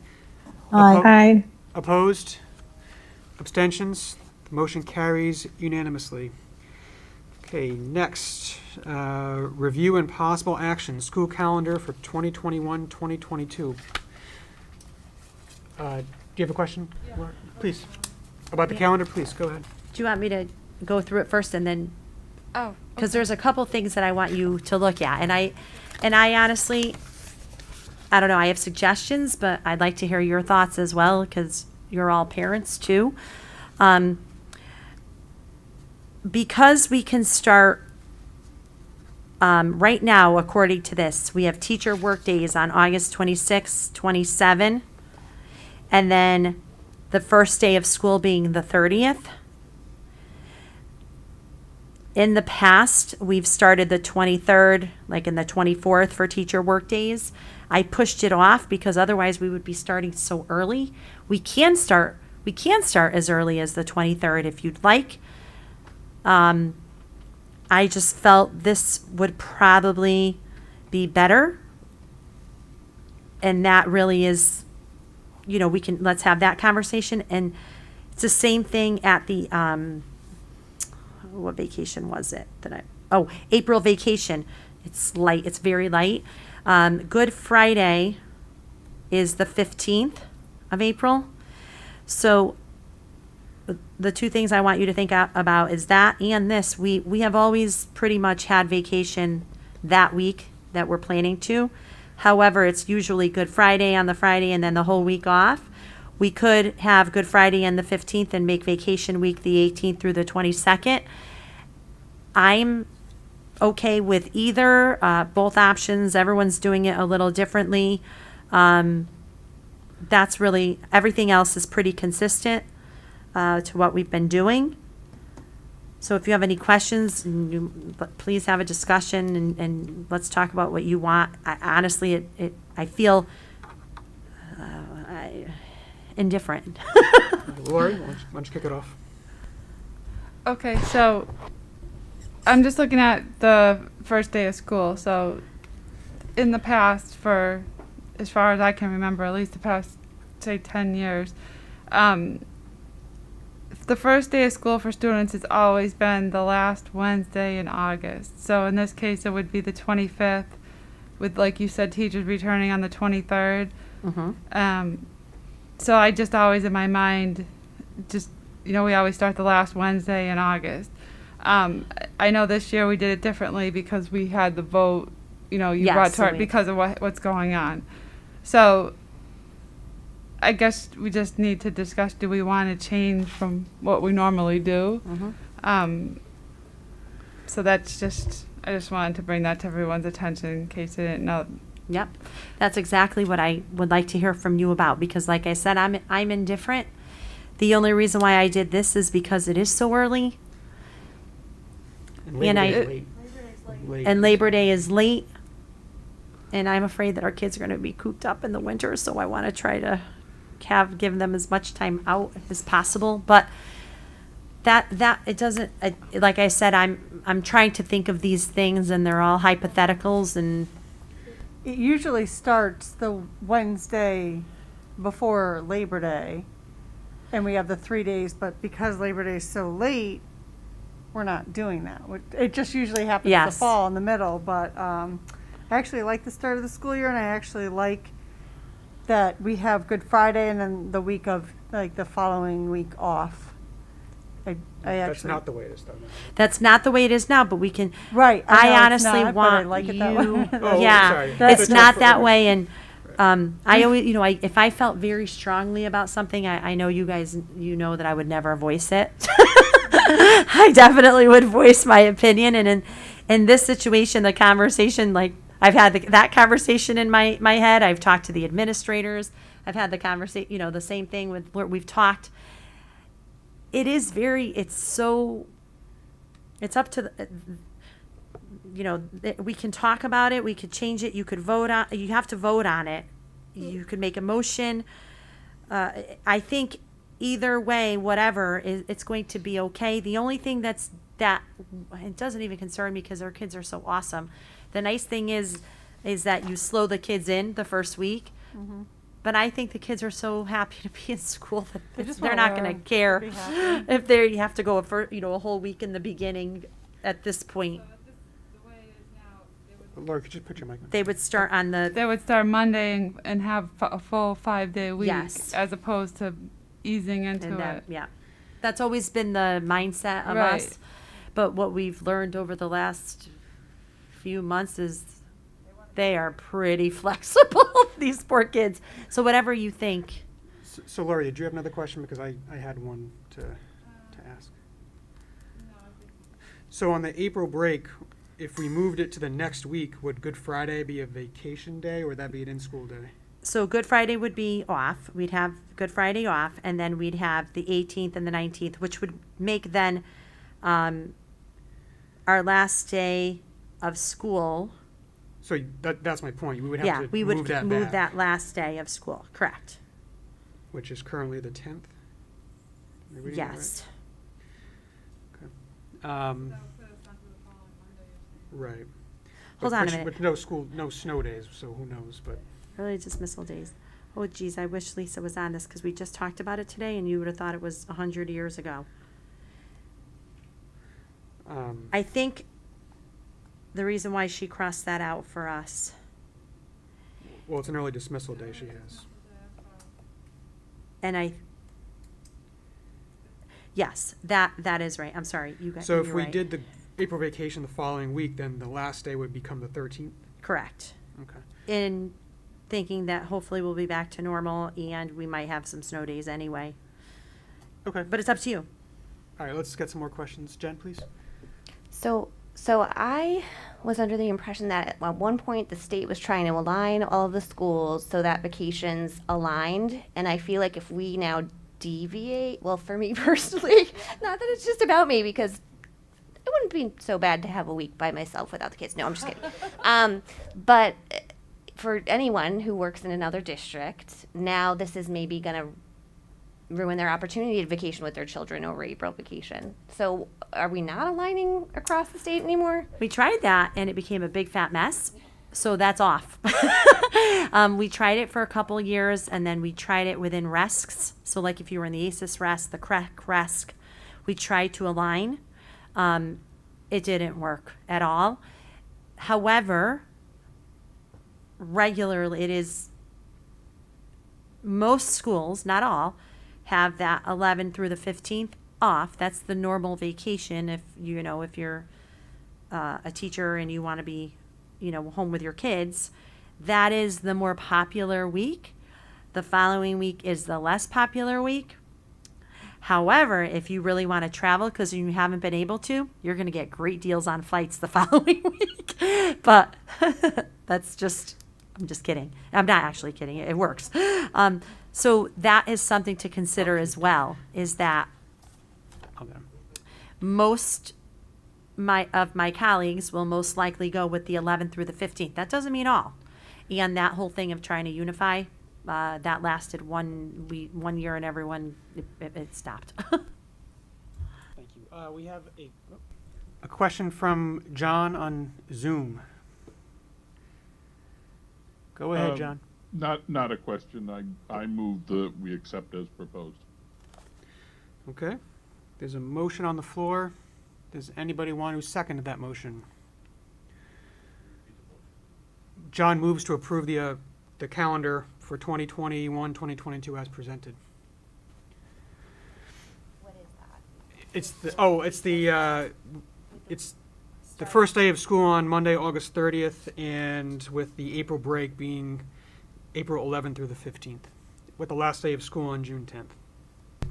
Can I just ask one more question? Sure. Is this amendable at any point during the year if something changes? Like, say we go virtual for 2 months, do we need to have April vacation? Could that be changed and then we leave school earlier just to keep Yep. students learning? That's a great question.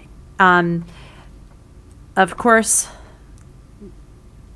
we can always amend the calendar. Two things to keep in mind, but they are amendable because especially now, we have to be flexible. One, people planning vacations based on which they really shouldn't get too close anyway, knowing. And the second thing is just making sure I'm looking at the collective bargaining agreements and making sure that that I'm following the collective bargaining agreements. And I would let you know at that point if we're breaking one, and I may have to go back and bargain. We could let's put it this way. It's like when you build a house, we could do anything we want, but we have to negotiate the impact if there is one. So like, let's say we decided to have 190 school days and go until June 23rd. You work in Cromwell, you work until June 23rd. The kids come here. The teachers won't love it. The rest of the staff won't love it, but they'll do it because that's their work calendar. But then we have to negotiate what that's going to cost us. So anything is doable, but we want to stay within the confines of the contract. So there's a motion on the floor. Is there a second? I'll second it. Second by Selena. Any comments or questions? Hearing none. All in favor? Aye. Opposed? One opposition. Abstentions? Okay, so the motion passes with one opposition. Okay. Next, school district device protection. Okay, so I just wanted to jog your memories. Last year during budget season, we talked about having a protection plan for our technology that was going to help decrease our budget. We are one of the few districts that don't have a usage fee. We don't charge a usage fee. So what that usage fee is basically insurance. So we have adopted our policy, and now I would like to start the beginning of the school year, the year in January. We will have forms that families fill out. We are thinking approximately a $30 usage fee. Obviously, families who are struggling financially, we know our family, we know a lot of our families, and now that we have social workers, it's even better because we know even more so. With that, that usage fee that we can help them. However, we need help in things break, and we're paying for it. The district is paying for it, and we need our students to take some more responsibility. So we decided that we were going to do that when we accepted the budget last year, when the board's budget was that we took $30,000 off and that we would have a fee for families. We just didn't do it because our policy kept getting put off, and we had a lot of other things to do, but it's time to do it, and I'd like to get that paperwork out to the families with an explanation of everything and what it would look like, and have a usage fee for $30 a year. Catherine and then Selena. So a lot of districts have a usage fee, but they also have a limited time frame for a Chromebook. We have never had that in the past, and now we're in a pandemic and we're dealing with really old Chromebooks. So how are we going to give some reassurances to some of these families that I know your Chromebook's 4 years old, we're going to charge you the usage fee, but like that, I think we should charge it, but I also think we should try and figure out going forward how we're going to handle some of these students having really old technology. It's a lot to ask them to pay a usage fee for technology that's outdated. Well, we really they're still using a device that is owned by the district. We do respond, as Andrew said, in a timely manner, and problem solve. And even the best devices, you could believe me, mine was only a year old. Steve had to reboot the entire thing and give me a completely different device after we tried everything. And that will continue to happen. To say that we're going to replace every single device that everybody has with a new one because they're paying a $30 usage fee, yeah, we wouldn't do that. But we would, it's really to use what you have, what you have in front of you. A lot of the reasons why, too, people would be charged is not because it's dying because of the life. It's the life of the technology. It's screens cracking, and now this is the 5th time that this has happened. And Steve knows, Steve and Rob know our students pretty much by heart, of repeat offenders, of not taking care of the device. We would not. Of course, we're going to be very careful. And let's say something happens 2 to 3 times. We don't want our kids to want to ruin them because they have paid that fee. But it would replace the device or get fixed, get sent out to get fixed or replaced quicker, because we're now being able to outsource more of it and provide them with a newer device, while increasing our budget confinements as well. But it is, I hear what you're saying. Selena? So 2 things. One, it just struck me that I wondered if a deposit would make more sense that is refundable. And then if it's not used, if the student takes care of their device, that it's returned to them. I don't know if that would help or not. But the other thing is, more importantly, we need covers for the Chromebooks, I think, and that might help protect the devices. So maybe if that could be an option, recommend that you also purchase this. It could be done at the same time. Just an idea. I know some districts do offer that. Mm-hmm. As far as, so Steve, just jog my memory. I know we have covers. I don't even know if they came in for the little ones, the younger kids. The covers for the ECS tablets did come in, and they have been distributed to all the pre-K to 1st grade. Yes. Yep. And we have never purchased covers for the Chromebooks from 6 through 12, because right. this is the first year that, last year we gave them out, but that they were taking them home. Well, we don't have money to purchase covers. No, pass the cost that maybe on. as part of that letter that you send out, if you'd like to also purchase a cover, to reduce the risk, it could be an optional thing. I don't have anything against that. Steve, do you see any downfall except for that if a student ends up with a different device and then the cover doesn't work anymore and the parents paid for it and then we owe them? No, generally, we replace like for like. So Okay. if the cover fit whatever we replaced it with, the cover should still fit. We try to keep it all the same device throughout the grade level. So that could be a possibility then. We didn't talk about that during but I mean, if it's yeah. cracked screens that you're talking about, it just seems like it might help with that. The cracked screens, the missing keys that get peeled off, and that's another popular one. Steve, what else? Those are the 2 that I heard you guys talk about the most. Probably cracked screens are probably number 1, and keyboard issues are number 2. But a lot of those were because of the particular model was manufactured with substandard quality. Yep. So those were covered under warranty, not necessarily through any fault of the students. But Yep. Those are the 2 big, keyboards and cracked screens.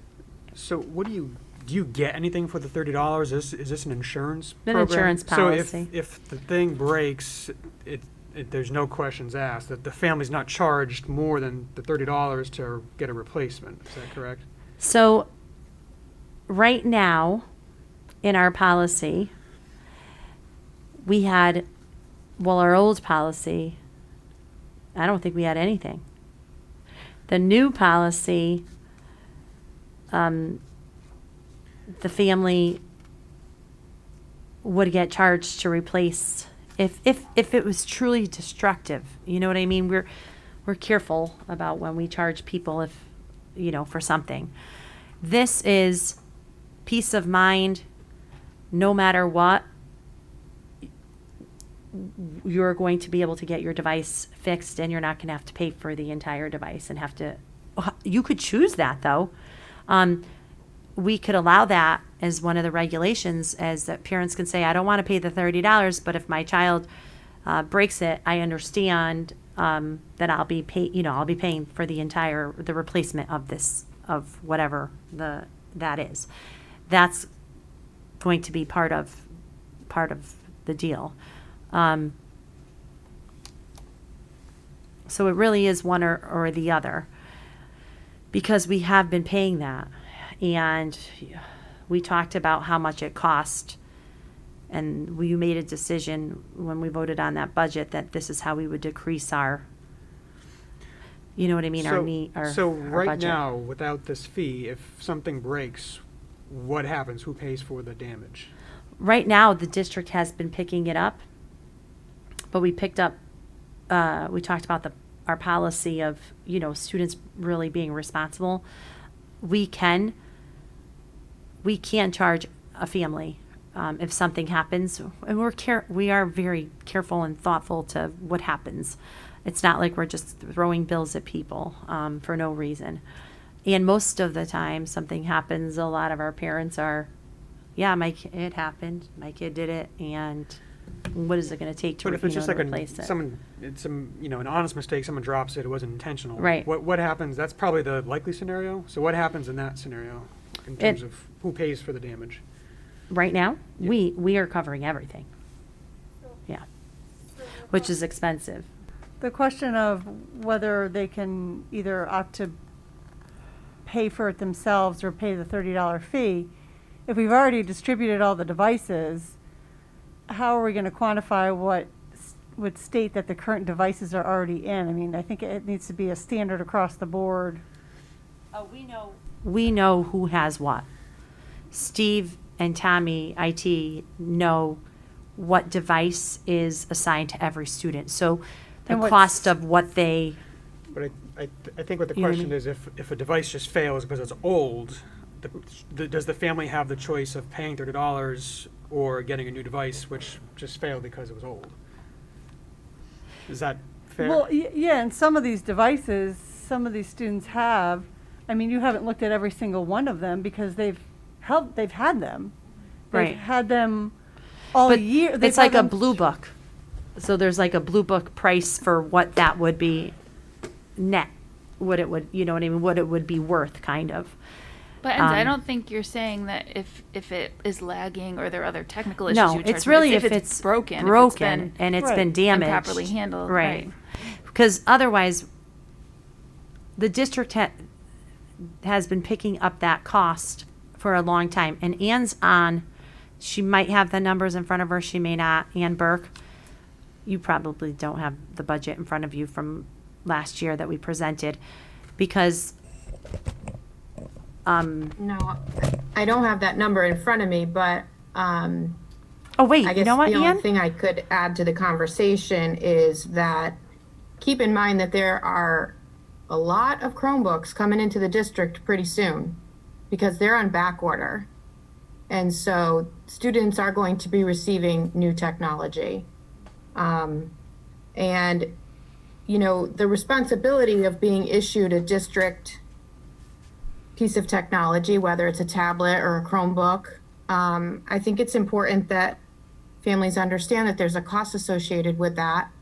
And the usage fee or the technology fee or whatever you want to call it is very small in comparison to the outlay that the district has to do periodically to keep equipment in the hands of the students. I think it's I also don't think part. it's an unreasonable request. Obviously, families that can't afford it, we will help them, but everyone needs to take some responsibility. And this is one way that many districts throughout the state handle that situation. Sometimes it's a lost charging cord. Sometimes it's a completely broken machine. So I just think this is smart for us to do. Try to think of it this way. We used to use books, and if the child lost their book or they destroyed it, we would charge. It's kind of the same thing, and the books actually cost more than the $30 fee. This is their new book. So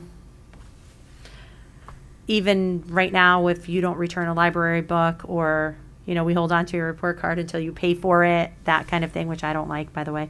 But it's a way to get people to replace things that they have lost that the district has paid for and has invested in. I guess you can look at it. It's not my job to look at it as the taxpayer point of view, and that's the town's job. But you could look at it as it keeps the cost of what the board is asking for down in that perspective, and then we can use those finances, which, remember, last year we had to cut $800,000 before we went in, right before COVID hit. And we had to come up with that money, and part of how, when Ann does her budget and that page that you looked at, her projections, that's based on us getting approximately $30,000 from usage fees. So if you want us to go, if you don't want us to do, you already voted for us to do it with passing I'm trying to be really nice here. The board already voted for us to go ahead and move forward when we adopted the budget. So when we adopt a budget, and I'm not lecturing you, I'm just reminding you. Oh yeah, we talked about it to the death of us. It's okay. A lot's happened since then. I don't think you're hearing opposition. I think they're just questions on how Yeah. it's gonna work. So we voted on about, which is why I said I'm not lecturing you. I'll read so we voted on a budget, and part of that budget was the way we were going to get down to whatever the increase that we had asked for. We had to cut by $800,000, and 30 of that thousand to get us down to the 800 was to charge this cost. So we voted on that budget.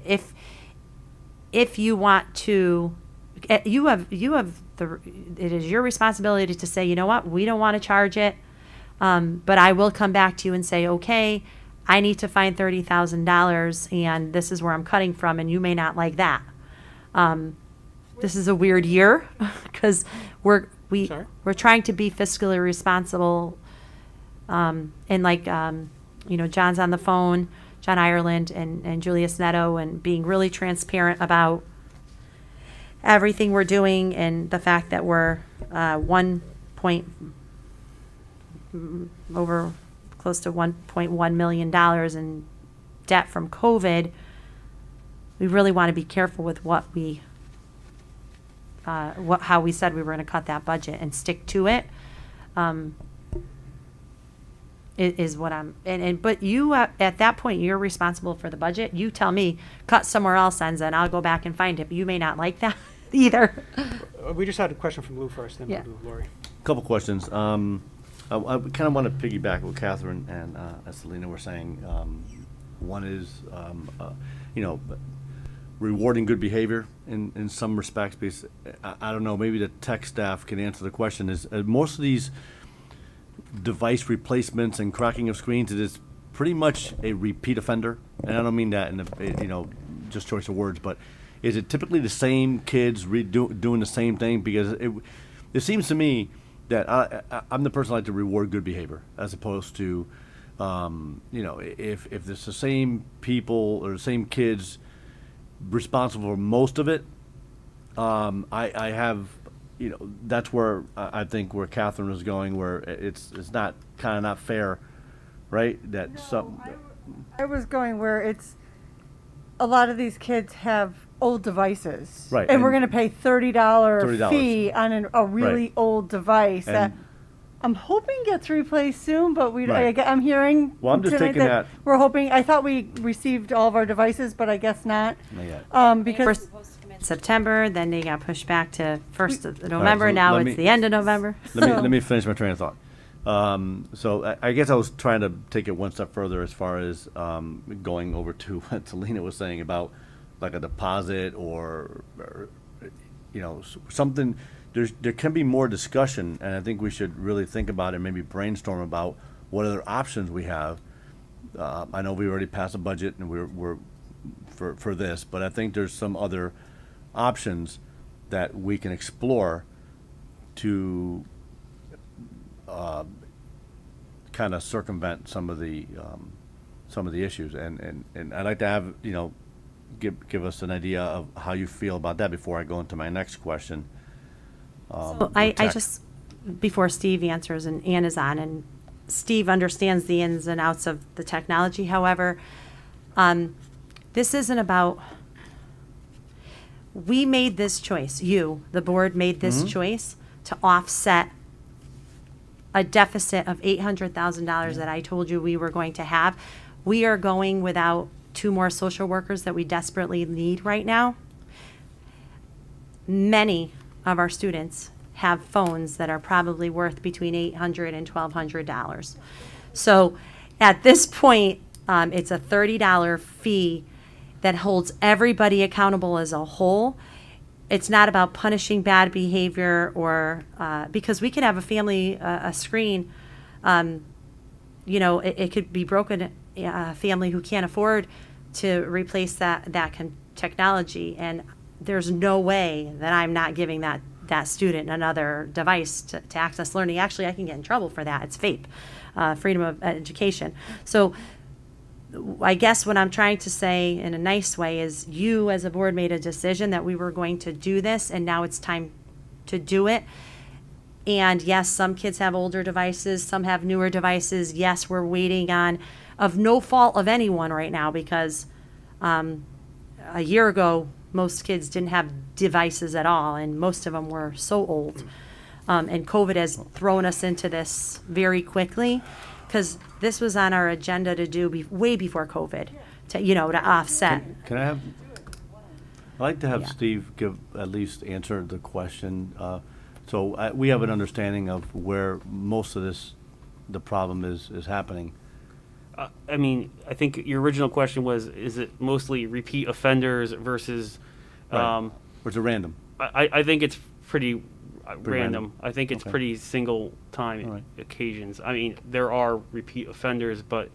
Okay. So it's not a runaway situation. That was my main concern. Yeah, I don't want, no. and I'm not for punishing bad behavior. I didn't use that terminology, but I just want to get a grasp of where it's coming from. These other ideas have been proposed. And the second thing is, I'm hearing, and this goes back to previous conversation, I've been hearing that some of the problem with the technology, like obviously we've been having last meeting, this meeting, and things, and that's okay. But I've been getting some questions from parents that the Google Meets that using now, that some of their students have been kicked off and had trouble connecting, were they don't have that problem with Zoom. Yeah, we don't want to go back to Zoom. Even now, districts were in Google Meets, tried Zoom, disaster in classrooms, people breaking in and hacking again. So Google Meets is much safer. And I will always tell you this, and I encourage you, when the parents come to you and complain, because you may hear from the same person 2 or 3 times, and it's frustrating because you're hearing from the same person 2 or 3 times, they need to contact. You can't do anything about it. You can't. You're not here. The principals, the administration can do something about it. So encourage them to contact the administration so that the problem can get solved. A lot of the issues, I'm 100% positive that my administrators are telling the truth in saying, and I know because Steve and Rob are killing themselves running around, and Tommy, everything is addressed. It is what it is. Just like tonight, we're having issues because we tried to do 3 different things, right? We're live streaming, we're Zooming, we have a meeting in place. there are complications, but we have the Zooming, we have the Google Meets pretty much in check. So we're always going to have problems with technology. There's always going to be. I am in high disagreement that the volume of issues that we may be discussing exist, because my administrators are telling me differently, and the kids do advocate for themselves, and the parents have no problems calling. The beginning was definitely tough, but that's going to happen. That's going to happen. And as the new devices come in, it'll be better. But there's nothing we can do about that. They're still in China somewhere. The only way you can help parents is to direct them to the principal, and first starting with the teacher, and if they, it's still going on and it's having them contact the principal. There's a direct line of communication with Steve, Rob, Tom, with the principal every minute. We're not a huge district, so we have that opportunity. Don't feel like you have to take it on yourself, because I think during this time you're going to get a lot of complaints about a lot of things. We all are going to. It's kind of, the nature of it. But please refer them to someone who can help them, because you can't really help them. So refer them to the principal, refer them to the teacher. Always ask those questions. Have you contacted the teacher? And have you contacted the principal, and see if they, no technology issue will go unaddressed. So Steve and Rob are on it. Question from Lori. Yeah, I think we should just move along on this, but is this for next year, going into effect for next year, or do you want this to go We into voted, we are $30,000 short that we were planning to make up in charging a usage fee, which most districts do, and most districts who are in a lot less of a financial, are much poorer towns who do it. Right, but when do you want this to go into January, effect? the letter would go out to families when we come back in January. And when would they have to pay it by? We would give them a deadline. It would probably be like a month or Okay. so, and we'd take it from there. And of course, individual conversations happen with people who need help, and such. And then there is that, they can check off, I don't want this, and if my child does really, and it is Yeah. for good reason, they could pay for for it. Right, just to touch on what Catherine's saying, so my son's had the same Chromebook forever, and the whole side is cracked. He's never dropped it or anything. I think it's Yep. just going back in school every day. He's like super careful with it. Yep. And the whole thing, when we were on Wednesday when we're remote, the whole thing's cracked on the side. I'm trying to get it. Yeah. So, that's the reality. They're just old. So, it's not because anybody's dropped it or not taking care of it. I'm super take care of it. So, and even if they drop it, even if he drops it, he's not doing it on purpose. Right. Right. Right. But I know it hasn't been dropped. I guess that's just my point, is that it's not because anyone's not treating it right. It's just gone back in school for 3 or 4 years, and it's just And now seen it's better everywhere. days. Yeah. Yeah. Well, hopefully as soon as they're in, we'll distribute. We ordered the beginning of June. Over 500. Jen. So I guess the way I see this $30 is it's insurance, right? And you don't get your insurance money back, right? And the $30 they're paying would still be cheaper than the cost of if they had to replace the whole thing, Right. right? So I guess why isn't the letter go? Why wouldn't this letter go out sooner? Like, why not right away? I'm just giving, well, we had this conversation. It was on our agenda for last meeting so that we could just talk about it, so that word is out there and people who are watching know that it's coming, because people, even us, like board members, we talked about this a lot and you forgot. And of course you would. There's a million things that have happened since then. So I put it back on the agenda to just let you know and to let parents know that it's coming. And there will still be people saying, we never heard of this. And that's natural because some people don't watch the meetings or it's just natural. It's really just giving a heads up and giving people, letting them know that the fee is, the letter will be coming home and it'll start in, it'll come home in January. Just giving a heads up so that people have just, I guess, being courteous. Question from John. Oh, Go ahead. And Jim. then just for maybe for next year, could it be something that goes out in the beginning? Oh, of it the year? will. Okay. Yeah, this year, we're lucky we showed up when we showed up with what there was no way anything was coming out that wasn't a definite. But yes, from now on, it'll always be at the beginning of the year. Comment, question from John? So do we need a motion to move forward, or? We do not no. need a motion. It's just an informational item. So, Fine, let's, so thank you, as long as we have the assurance that nobody is getting booted out because of an inability to pay, and Never, Mr. Flanders. move on. Okay. So any remaining questions? Okay. Okay, review Veterans Day. Dr. Macri. So even though we do such a great job in Cromwell, I have to say this is one of my favorite things when I got here. I've never worked in a district that went to school on Veterans Day, so to see how we honor our veterans on Veterans Day is so awesome.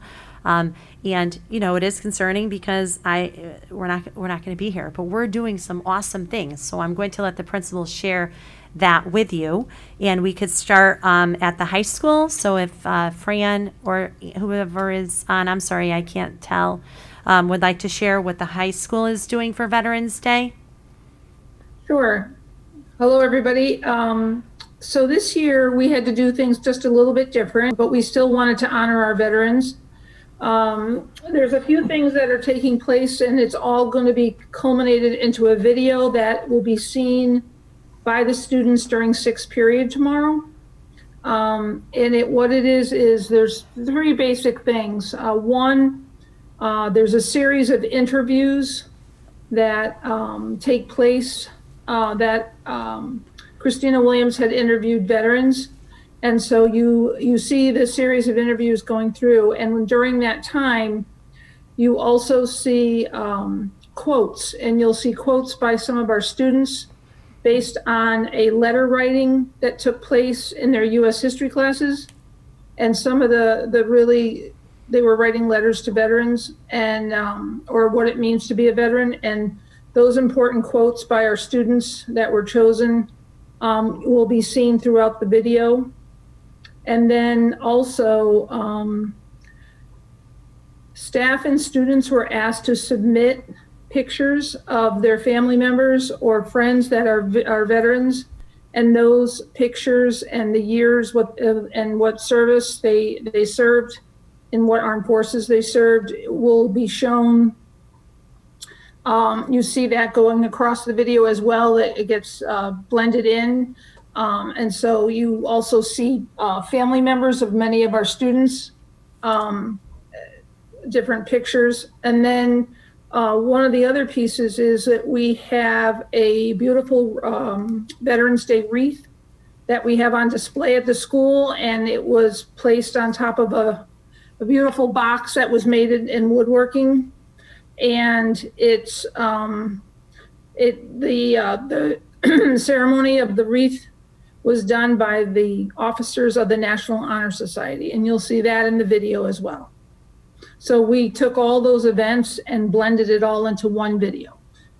Based on, there are a lot of teachers, Doug McGuff, a lot of people helped out with that and all participated in it. It got all put together into one program. It's very nice.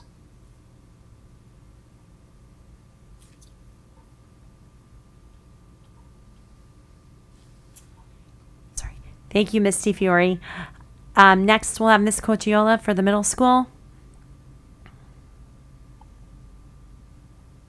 Good evening, everyone.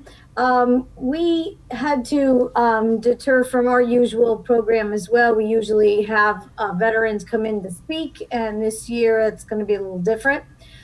This year, Graham Jerry, our social studies teacher in our building, spearheaded the project where he created a video to teach the kids about the history of Veterans Day.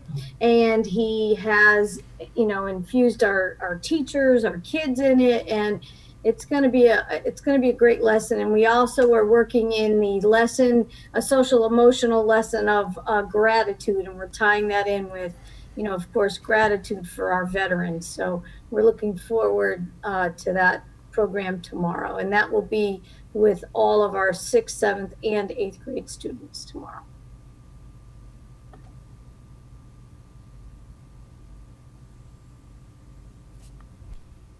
Awesome. Thank you very much, Mrs. Cochiola. And we will move on to WIS next. Mr. Butwell? Sure. Hi, everybody. At Woodside, we are going to be able to do some of the things we've done in the past, which are that each grade level has a special Veterans Day related read aloud that teachers share with the students, and there's some discussion and activities around those books. So that part is going to stay the same. Normally our big focus is having local veterans come into the classrooms. Veterans who are relatives of students in that class may come in and speak and share stories, etc. And so of course we couldn't do that this year. I did send out a message to the community, the Woodside community, if any veterans wanted to submit a video message to our students and staff, we would love that. So we actually did have a few of them do that. So I've pieced those together and created a really, actually quite heartwarming video. Veterans just talking about their experiences and showing some pictures and things via video, and it's really terrific. So we're looking forward to sharing that as well. Thank you, Mr. Butwell. That was exciting to read today. And Ms. DeTuno for ECS. Hi, everyone. This is Lucille DeTuno. As you know, Veterans Day is always a huge event at ECS. So this year, to try to make it as special as we always do, we are going to have some guest speakers who will come in through a Zoom meeting and talk with the students. One person is a family member of one of our teachers, a retired Coast Guard. And so that will be very interesting for the students. He will talk about his past experiences and his present experience of working for the Life Flight in Ohio, Detroit, Michigan area, which is similar to LifeStar in Hartford Hospital. Throughout preschool through grade 2, teachers will be reading stories about Veterans Day, stressing on the importance of the true meaning of it, learning about the branches of the armed forces, reciting poems. Our little ones will be making hats in honor of the veterans. And something we do every year is writing letters to the veterans, decorating a box, and that gets brought right to the veterans' home in Rocky Hill. We're really excited about tomorrow. It's always a special day for us, and we'll all be dressed in red, white, and blue. Great. Thank you, Ms. DeTuno. Everyone has done an excellent job in making sure that we honor our veterans. It's always such a touching day and a moving day. I apologize to the veterans. I'm sure they're okay with not coming in either because of the risk, but I do want to thank them very much for serving our country, and we look forward to honoring them tomorrow. Absolutely. It is too bad that we can't be in school to see it. So, but thank you. Any questions for the principals? No? Will there be any videos of taken? Sure. I mean, we just have to be careful. If the principals, if you video something that's going on, we just have to be careful to leave out the students who can't be videoed. But if you can capture some on video, that would be great. And then we can share it with the board members. that would be wonderful. Great, thank you. Next, action approval of Board of Education Committee meeting schedule for 2021. There's just one. So moved. Not so fast, John. Just as a typo in the policy committee, January 26, 2020 should be 2021. That's all. Only looked at it 20 times. Hold on a second. So moved as amended. Reference H under the committee meeting schedule under policy, the first line item under policy. Next page. Oh, yeah, got it. Okay. So there's a motion from John, second from Lou. Comments, questions? Hearing none. All in favor? Aye. Aye. Opposed? Abstentions? Motion carries unanimously. Item H, action 2020-2021 tuition rate, reference I. Dr. Macri. Yes. Our tuition rate for the 2020-21 equivalent to the per pupil expenditure is $16,121.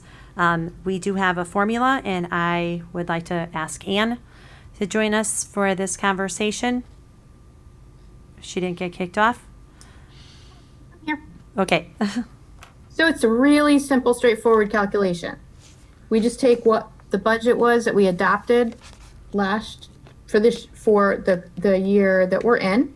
We look at total enrollment on our PSIS system as of October 1st, and we divide and we get a number. And that's it. And we have to And there's vote on historical numbers at the bottom. Okay. So this would, if you had a student that wanted to come to Cromwell to go to school, this is what they pay.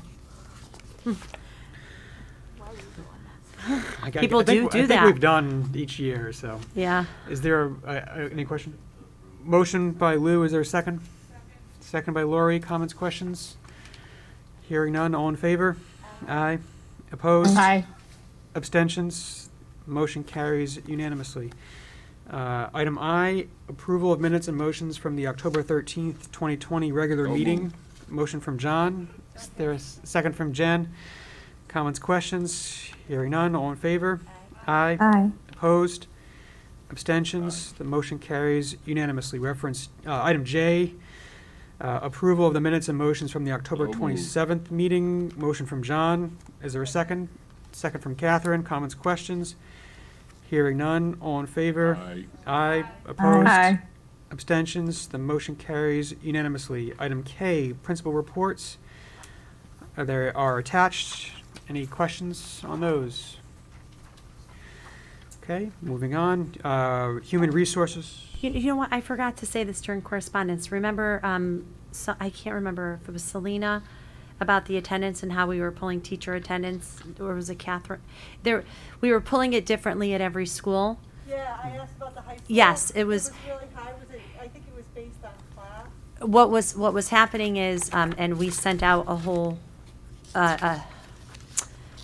Michelle DeMoro is excellent with ASAP, and that's where we pull the reports, and there's a specific report so that you can break it down by sick and personal. So those go together, and then you break it down by, and we've added, you'll notice, then you break it down by sick. That it's education days goes into another category, and then EPSLA is happening as well. So we have a new way of reporting, and everybody is on the same page with the way we're reporting, and it is by absence. And it's what was happening was, so if a teacher was absent, it just got the protocol got lost in the shuffle over the years, and so now we're back on track. It's how many absences there are, not how many times some schools were saying, oh, this teacher was absent, 3 days, but we were only counting it once. That's, it's supposed to be counted 3 times, and that's, we're back on track to, yes, everything is aligned now. Yep. No, and we added some things too so that you can see like the EPSLA and all that other stuff. Yeah, and then there's little asterisks that tells you what we included. So I forgot, I knew there was something, that was it. Okay, question from John? Quick question on WIS. The the number of student referrals seems to be unusually high. Okay, so I'm not going to make an assumption, even though I think I have one. Mr. Butwell? Student referrals. Yeah, it's a little bit high. There are some students that are having some repeat behaviors. So it's a small pool of students who are creating a higher number of referrals. And we count referrals for SRBI purposes. You may get a referral and it's being addressed by the supports that you need through a social worker, school psych. That way, it doesn't necessarily mean, you're getting a negative consequence, but it's still reported so that we could keep track of everything that's happening. So sometimes there is a consequence. Sometimes it's you have a referral so that we have record of what's going on, but that doesn't necessarily mean that there's a consequence. And that goes for all of our schools because it really depends on the nature of the needs of the students. What sort of behaviors are we talking about? Well, I don't want to say, I'll let Chris, you can talk about, I do know one situation. I think just to speak in general terms, I mean, they're a range. Some of them are bus behaviors. Some of them are disruptive classroom behaviors. And we do have some, and I'm not talking at WIS, but we have some that are students are running, leaving the building. We've had to deal with some of those issues as well, but they're addressed appropriately. Consequences are not, the punishment has to fit the crime, and really a lot is education based. But Chris, you can keep talking, or if one of the other principals wants to chime in on some of the things that you are seeing. Well, I think Mr. Flanders I don't know if he originally asked about WIS, but I mean, just in general, like I said, there's always, those behaviors are always arranged. Like I said, some of them are bus behaviors, some of them are classroom behaviors. They're all addressed. They're all, we're documenting them, obviously. And as Dr. Macri said, in some cases, if it's a student with repetitive behaviors, we're just documenting so that we can get the supports in place that we need. So I wouldn't say it's anything to be alarmed about. It's, the behaviors are what they are, and they range from small to somewhat larger, and they're being addressed. Thank you. Any other questions? Okay. Human resources, personnel activity, reference P. Are there any questions there? Hearing none. No board committee report updates. Topics for future agendas. Looks like we're getting into budget season. Anything to add there? Nope. Okay. Comments, updates, announcements from board members and administrators. We'll start over here with Lou. Lori? Dr. Macri? Selena? I just want to mention that conferences went really smooth, I thought, and I really enjoyed the platform of being virtual, and everything was right on schedule. So nice job, everyone. Jen? So first off, just thank you for all the time you've been putting in on the weekends, to you and your team, and all the work you've been doing. Thank you. I wanted to ask about getting rid of snow days. And I guess my initial question is that just for this year, or is that forever? So we've only gotten approval from the commissioner for this year. And I know some people are not happy about it. I was actually called a fun killer. I've never been called a fun killer before. And I get it, because we want kids to actually go outside and play in the snow as well, but to be able to have this platform and use it so that we can get our kids out of school as fast as we can so that they can play when it's good weather instead of being stuck inside is really the purpose of it. But the commissioner has not agreed to anything beyond this for this year. He may in the future, but we got permission only for this year. Sure. I just think, I know we're not discussing this now, but if this ever was a discussion, a virtual day does not replace an in-person day as far as value goes. So that's something we would need to talk about also. Right. They're not equal. So Right. that's something that if this becomes a conversation, we would definitely bring it to a discussion. Yeah. Because it would, there is, I agree. I will never replace technology for a teacher, ever. So I think we all agree on that, but just for the nature of this year, and please, dear God, let it go by quickly so our kids can, we could be outside and have fresh air and have a little bit of a normal life, but who knows, maybe we'll have a vaccine by then. But yes, I agree with you. I don't want it to take the place of. There's no substitute for a teacher. We all agree. All set? Catherine? Just, I agree with you on the no substitute for a real teacher, and Selena's comment, the conferences went well. It was nice to be able to talk one-on-one with teachers to see what they're doing, and it was the first chance to actually directly communicate with them on a personal level. So it was, for your student, I meant personal, it was probably more effective than they've ever been before. So more important to have this year, even virtually, than we've ever had them before. So that's something that we can keep in mind. I don't know how people feel about for the elementary level. We could talk about that in the future. I've heard that a lot, that especially for secondary, it was really, really great because everyone was held, there was a time limit. Next person was waiting for you in the waiting room, and you needed to move on, and you're really having a deep discussion. We could look at that in the future. I still believe that for the little ones, it's probably nice to have that person to person, but I could be wrong, and we can have that discussion, and I would have to have that discussion. Yeah. A person to person at the secondary levels, it's still the only time parents really get to come through the schools. So I do like it in person, but I'm just saying overall this year, having that one-on-one with our teachers was definitely needed. Yep, in order to connect with everything that's been happening. Yep, they 100% agree. As we talked with the teachers union, they agreed. This was the only time that they were going to connect with parents, and it was really important to have face-to-face and not a phone call. Mm-hmm. Great.